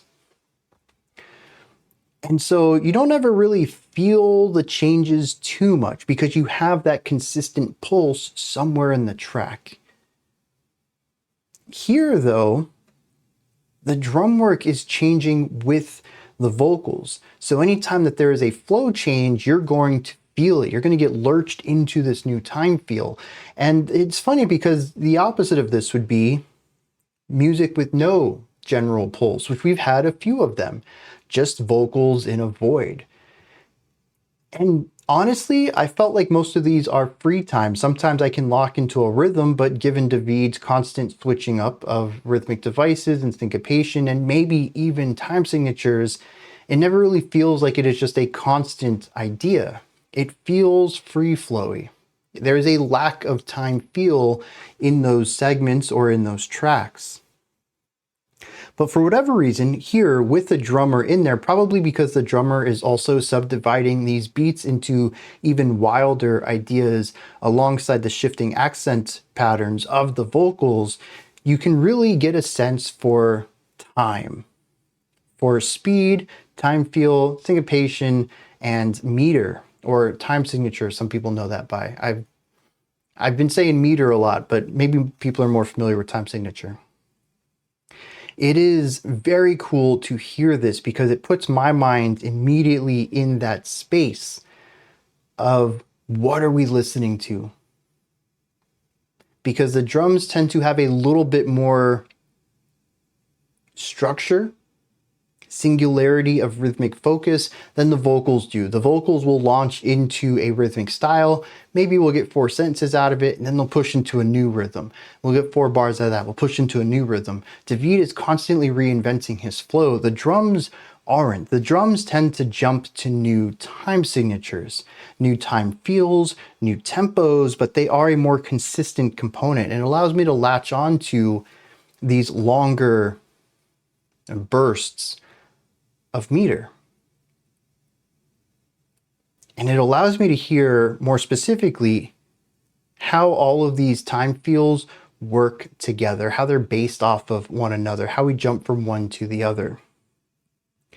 It is most likely true that all of these tracks have dealt with polyrhythm or polymeter in some way if you hold on to the idea that there is a core pulse somewhere in the track that just isn't present in an instrument, and you compare that pulse against the vocal flow.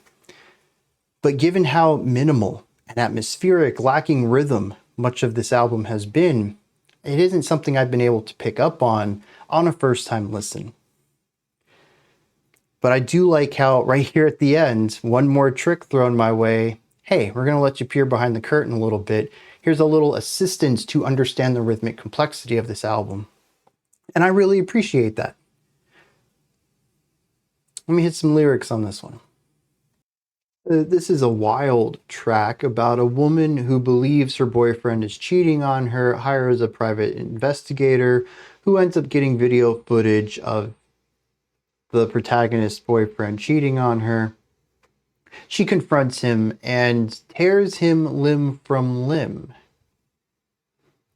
There is a lot of implication of werewolf, lycanthropy, that's the word. With moonlight being a big element here, and howling showing up a couple of times.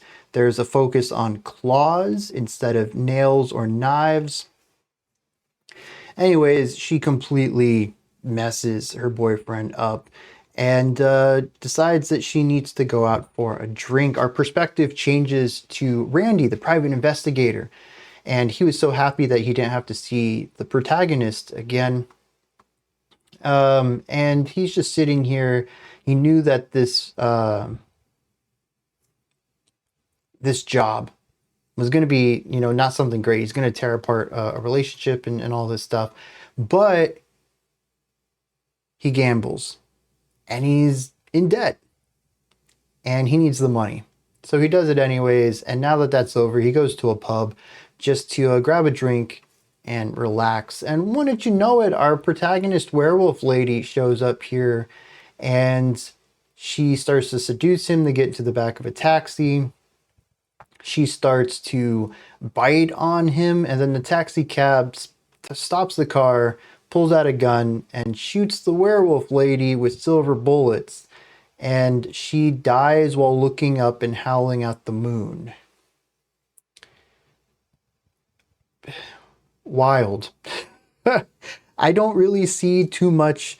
I mean, of course, you could probably create some sort of metaphor here, but it's just not as apparent, a secondary layer to this, as other tracks have, where it's pretty easy for me to see all the layers. This one just seems to be more of a straightforward tale, much like Story 2, which was about an arsonist whose house caught on fire, and he fell into a pretty deep depression at the end as his family was in there or something. And he wanted to go into the fire and die alongside them. I don't know if there's another layer to that other than the situational irony of it all. The arson who loses his family in a fire. Actually, in arson, I think it was also an arson. Someone had set his house on fire for revenge or something like that. So there's some irony to that. But there's not like another layer that I picked up. And the same's here. This seems to be on a level just another story. All right, one more before the big one. This one's called Attunement. We have Pedestrian Deposit on feature. Let's see what's going on.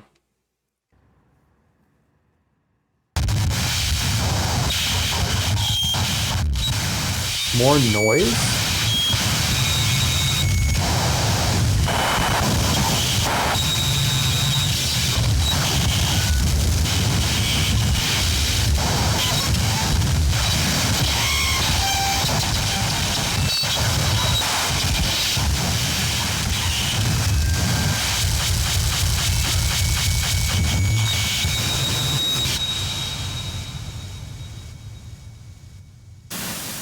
A meditation. Turn the lights off. Come on and rock. Back to the edge, then up to the tip. It's not. Lots of nice higher tight pitched enough to hold but never burn. That beeps would and defeat the purpose. warbles. Nothing beneath the surface. The surface is just in service of holding the form. Alongside explosions and that white noise. It's almost, it feels like various instruments to capture sonic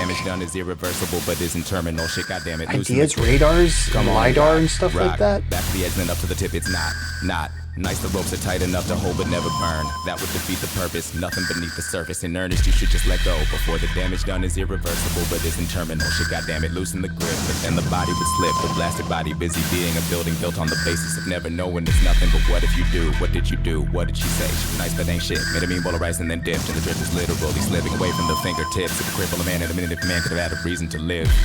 Come on and rock.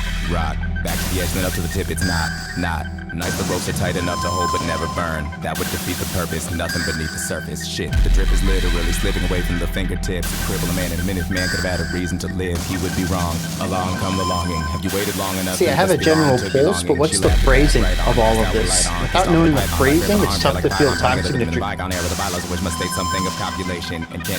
It's tough to feel time signature changes. Needs to be no appeasing anything basic or beautiful. Just simple deed done simply. No symphony serving up timpani. No infamy. Just grim repeat to get away from what you need. Turn the lights off when you leave. Come on and rock. Back to the edge, then up to the tip. It's not. Nice, the ropes are tight enough to hold but never burn. That would defeat the purpose. Nothing beneath the surface.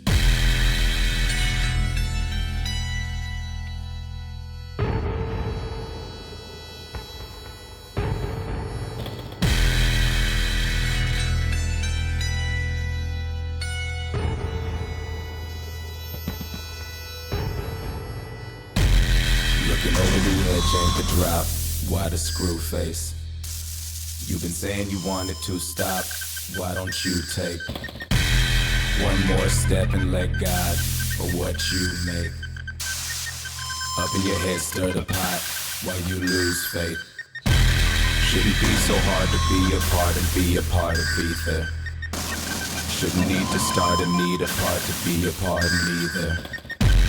Shouldn't be restarting, artist starting ain't the part to feature. You are not a body, bodies on and often heartless creatures. Looking over the edge ain't the win, why the jump scare? You've been saying you hated this skin, why you stuck there? One more step to the wind, and then compare. If it's better to never begin, with the sun there. Shouldn't be so hard to be a part and be a part of us. Shouldn't need to start and need to start believing in the thing you trust. Shouldn't be restarting evenings to receive a piece of crust. You are not a body, you're a metal shell and you can see the rust. Come on and rock, rock, back to the edge then up to the tip, it's not. Nice, the ropes are tight enough to hold but There's never a burn. flatness to the delivery on this too. The surface.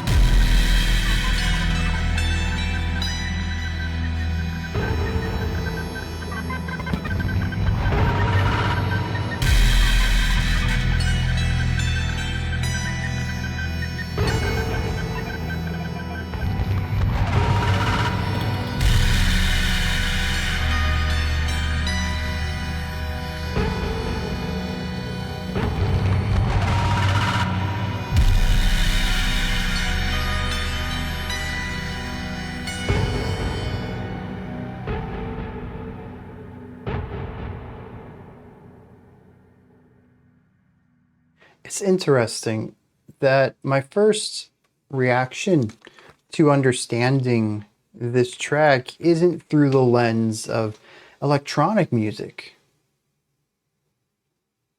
It's metal. Something about this song, despite being compositionally and sonically totally divorced from metal, it puts me in the same headspace as doom and, weirdly enough, black metal can sometimes. There is something incredibly heavy about this as far as its level of gloom, but it is also completely apathetic. And I think that's really interesting. I mentioned that there's in parts of this track, a flatness to the tone that David uses, almost as if there's no energy. It's just speaking about something very factually, this is how it is. Like I would speak, I don't have much in the way of, when I'm talking about something cool or exciting, my voice raises up, right? I'm human. I have emotion to how I speak. It's not totally monotone all the time. And David, too, injects emotion into what he's saying. There's a subtle heightening of pitch or increased speed, brightness of tone that might come out at times to contrast darker tones or slower ideas or lower pitches. And this track just feels flat, lifeless, devoid of energy. It sort of just talks about something as if it is a fact. Not one to ascribe an emotion to, but no different than if I were to play a key on the piano and say, this is C. I'm not happy that this is C. I'm not angry or sad. I'm just stating a fact. This note is C. And that's how this song feels to me against the backdrop of heavy weight, warm, fuzzy tones. Now, interestingly, warm and fuzzy here aren't conveying invitation or acceptance to me. They're conveying largeness of scale and darkness of color. It is something that seems bleak, but also dispassionate. Something that... What did we check out?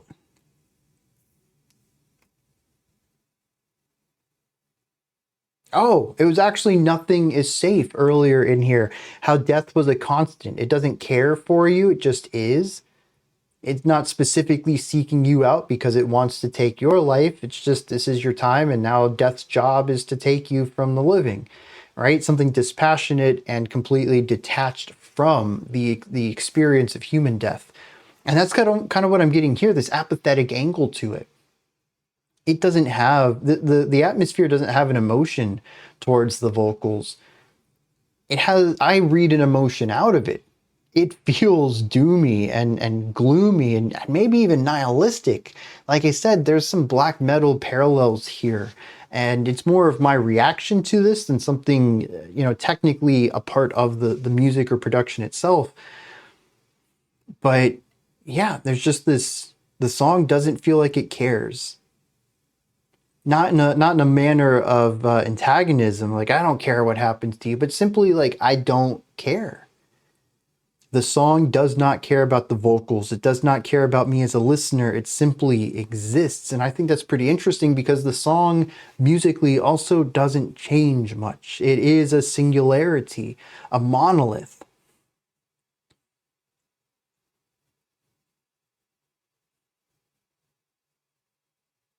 Very interesting way to pull us into this penultimate track here.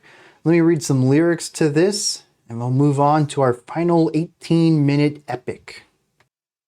This song is about someone contemplating suicide, and maybe even beyond contemplation, as they seem to have the rope ready and have put their head in the noose.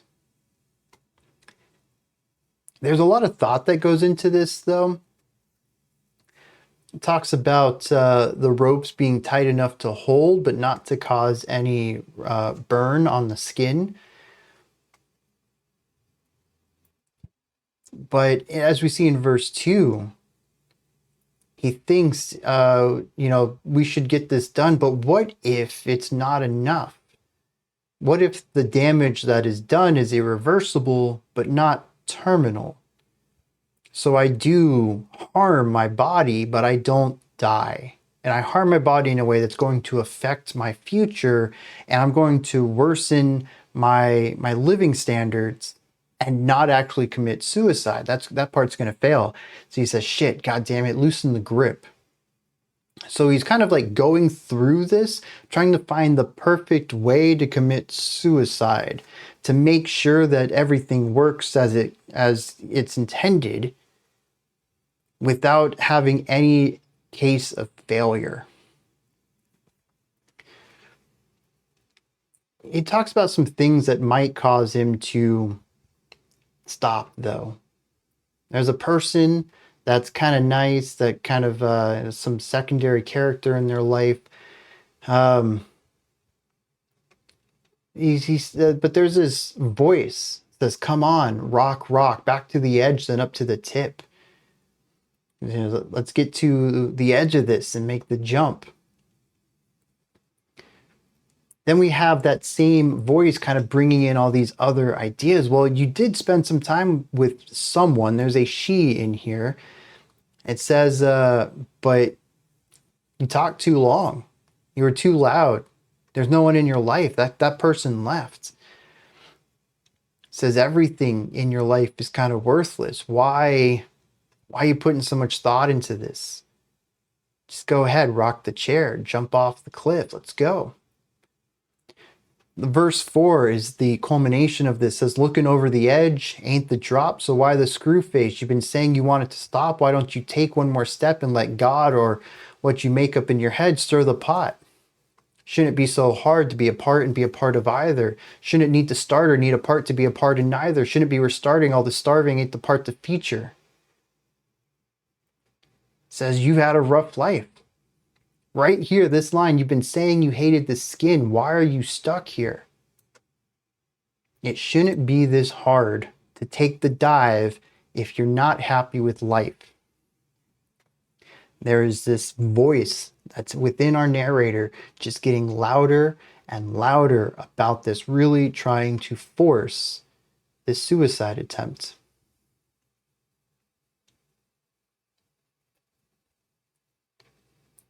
But it never states what happens. It leaves that not up to interpretation, but just doesn't expand on it.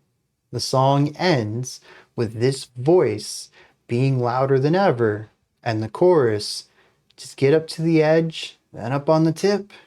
Come on, just rock it. Rock that chair, allow it to fall. An antagonistic voice pushing for this. That's how the song ends. Heavy topic. Not just in the suicide part alone, but also in the contemplation of it and why this person would want to.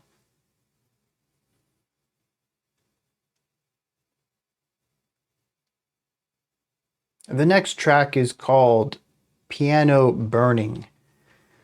Now, how I read this though, if we have someone who is dealing with suicide, and, you know, I'm going to make a bit of a connection here. David is singing or rapping these parts. I don't know if David actually has suicidal thoughts or not, but he is music. I'm sure he's got other hobbies and loves in his life, but to me, he's a musician. That's everything I know him for. Piano burning would be the death of a music-making instrument.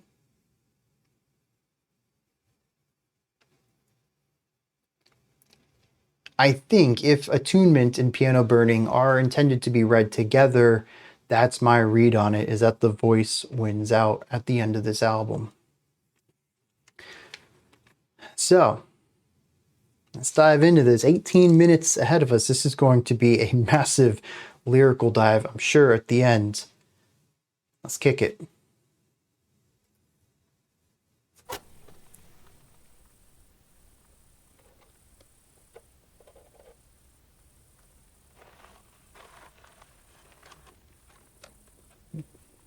A little bit of wind.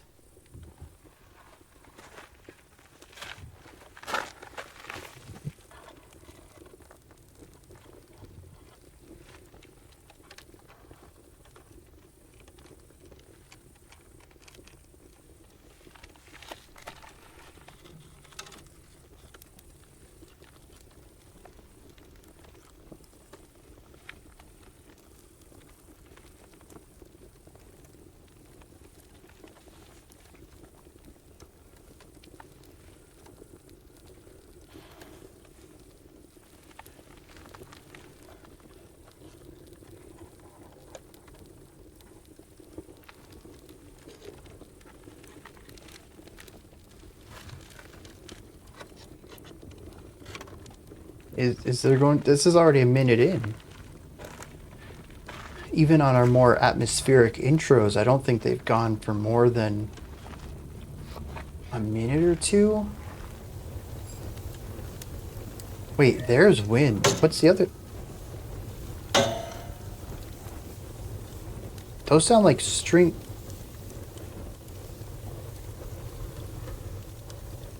So they're recreating the sounds of a burning piano.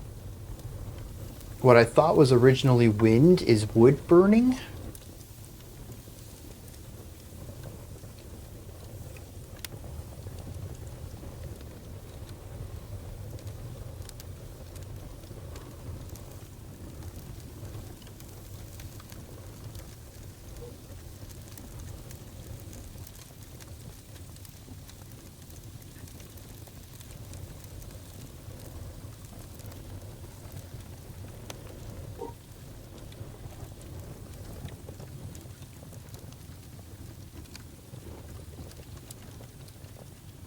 Okay, 2:15 into this. I'm a little... Are we just going to listen to a track creating the vibes of burning a piano? I say vibes as if... like, dang, I just love to be around a burning piano. It's a good atmosphere. No, just like...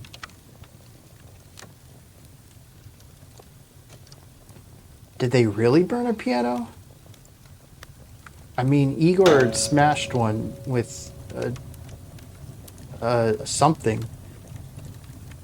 Some sort of large vehicle. So...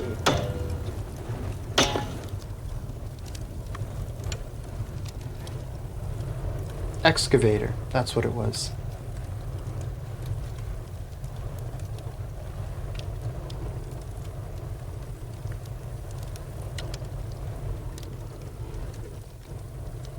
I feel like I could skip ahead and get the gist of it, but as always, I'm going to listen to the whole thing. I don't think I'm going to get any more out of it, but I do want the experience.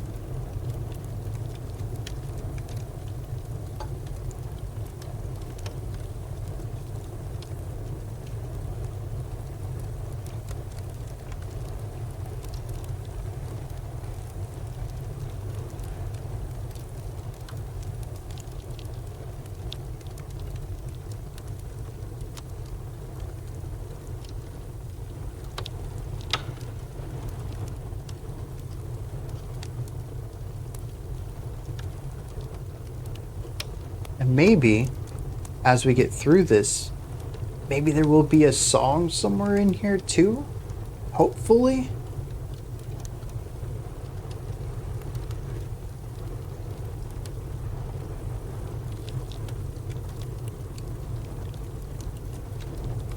I mean, if not, we're looking at four interludes / intros.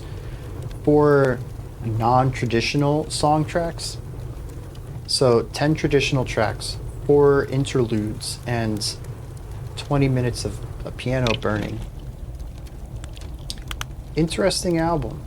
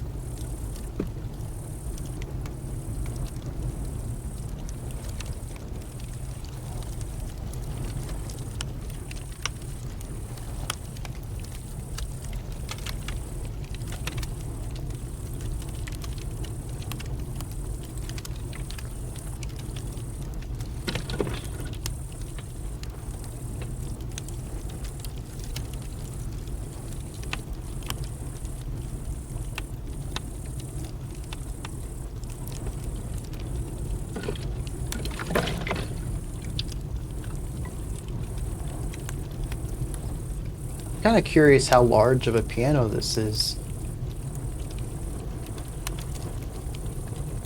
And what kind of way it was set on fire. It's definitely outside. You know, I'm kind of morbidly curious about this though. I do not want to see a beautiful instrument set on fire, but the sounds have me really interested. Did they film this?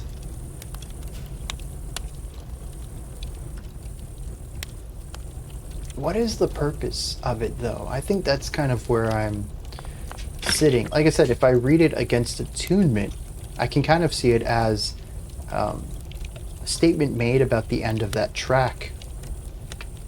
But there is also violence against music, or at least a musical instrument here, that I think does line up with some of the themes on this album rather well. The death of art, or violence towards art. Violence has been pretty consistent on this album.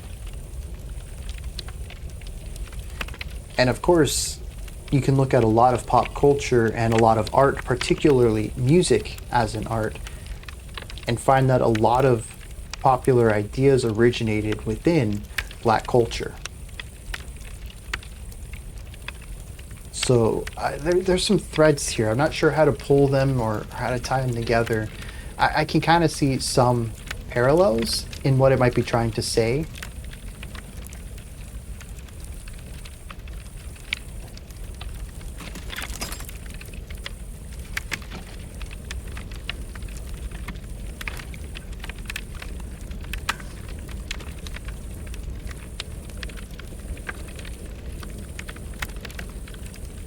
but ultimately I'm still just a bit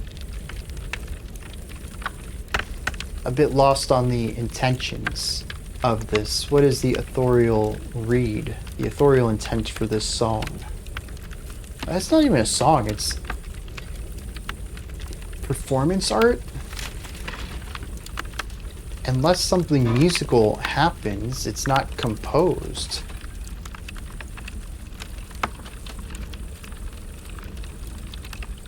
It's not music, but there's also no video components. So sonic art, I think, is the best way to describe this.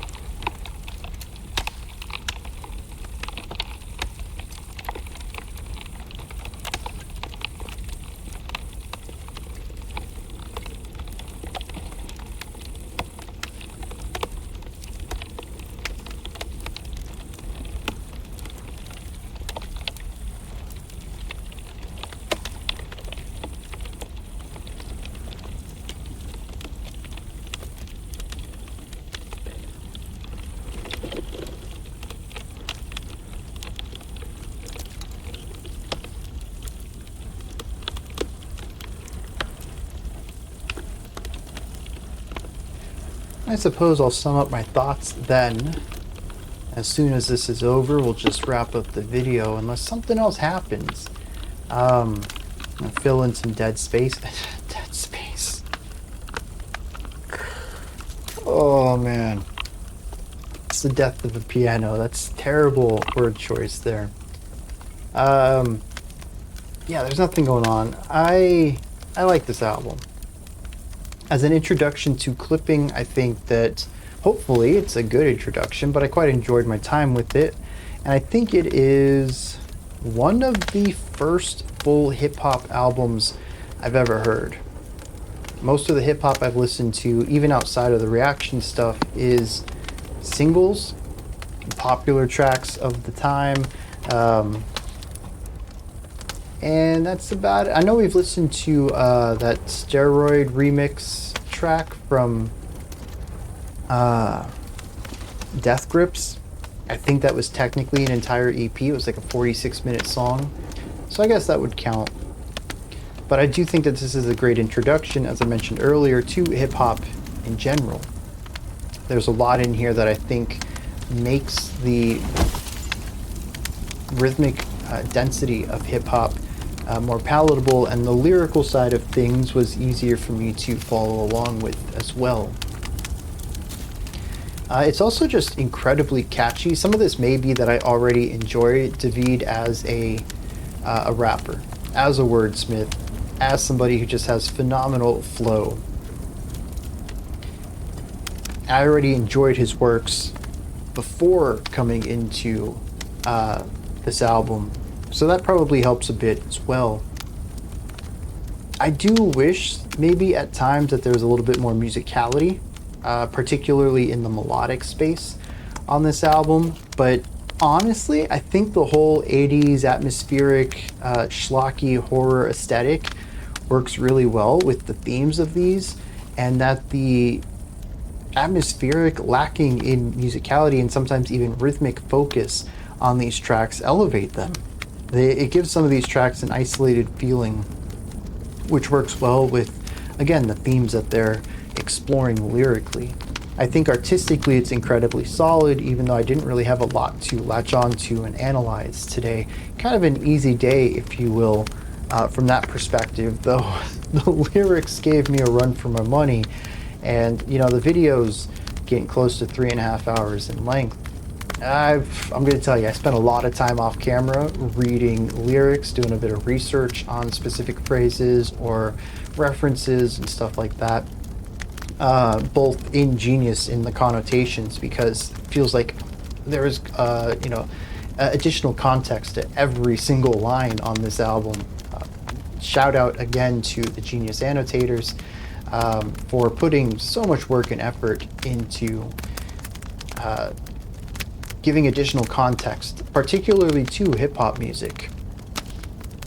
But I also did some research off of Genius as well, on places like Wikipedia, to learn a little bit more about some of the stuff that was being talked about.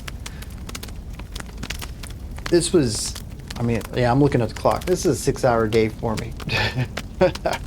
I spent a lot of time off camera trying to understand stuff, but I think it was worth it, and it greatly deepened my appreciation and enjoyment of this album.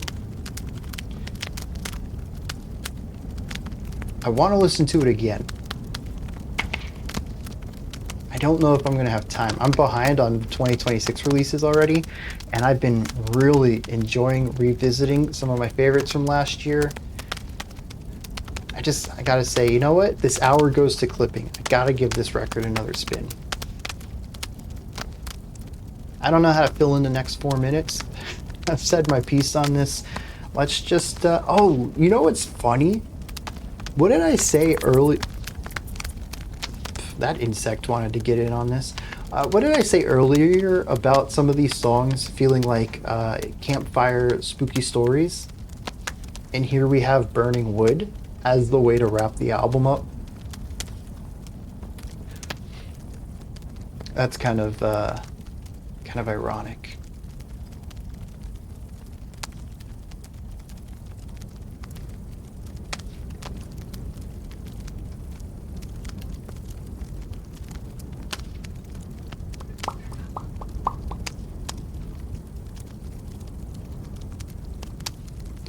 Yeah, I was kind of expecting a song to show up somewhere here. I figured I'd call its bluff and put it on all the way through and maybe some hidden track at the end, but maybe not. This would have been a funny selection for album closer week, though.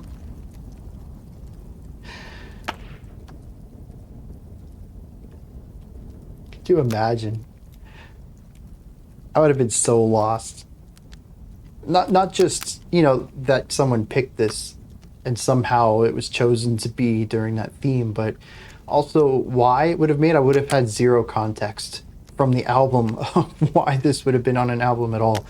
And even right here, I don't understand it, but at least I can see the threads. That helps a little bit. Yeah, this fire is pretty much dead. Wait, even the bugs are gone. Oh no, it's just quiet.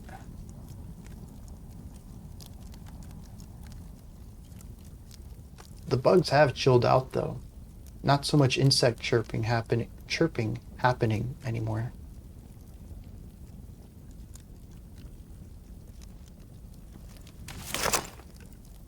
Something gave way. I also want to reiterate that if anybody has a video essay, or I'd even take pictures. Someone might have pictures or text exploring the rhyming devices used on this album. Please send that my way. I would love to read and see more of that. I really hope there's like a 4-hour video about it, because some of this stuff is just... it's just amazing. And I know I'm only picking up on such a small part of it.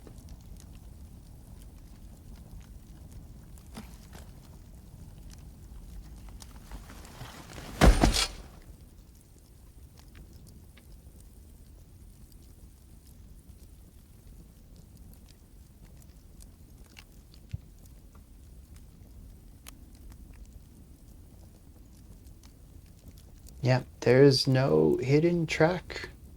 There's no song snuck into the last final minutes. Exactly 18 minutes of a burning piano. Well, hopefully a sonic recreation of a piano on fire.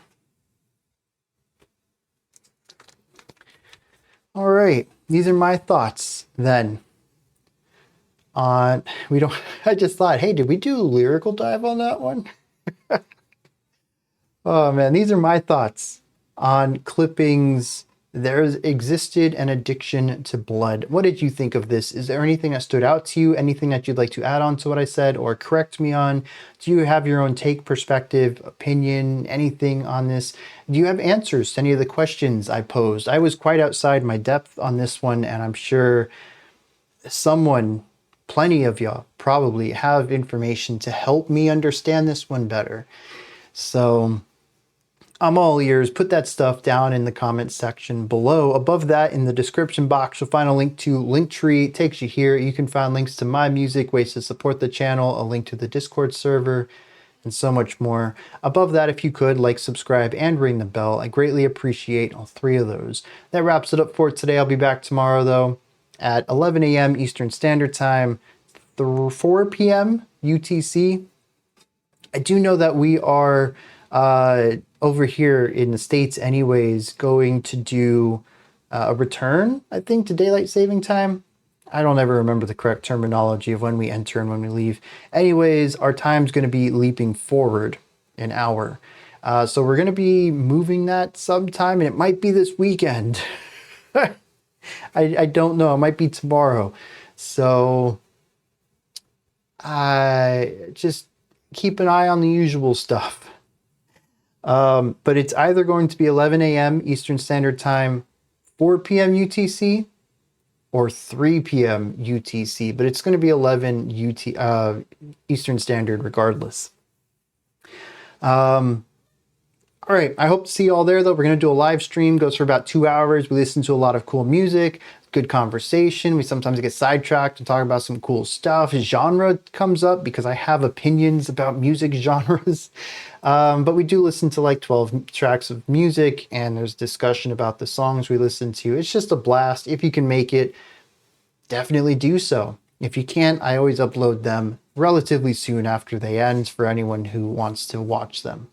And then Monday, of course, we'll be back at the same time as usual, 5 p.m. Eastern Standard Time, whatever that happens to be in UTC, given if our clocks are going to change. All right, so until next time, remember to be critical, not cynical, of the music you listen to, and have a fantastic morning, afternoon, or evening, whenever you choose to watch my videos.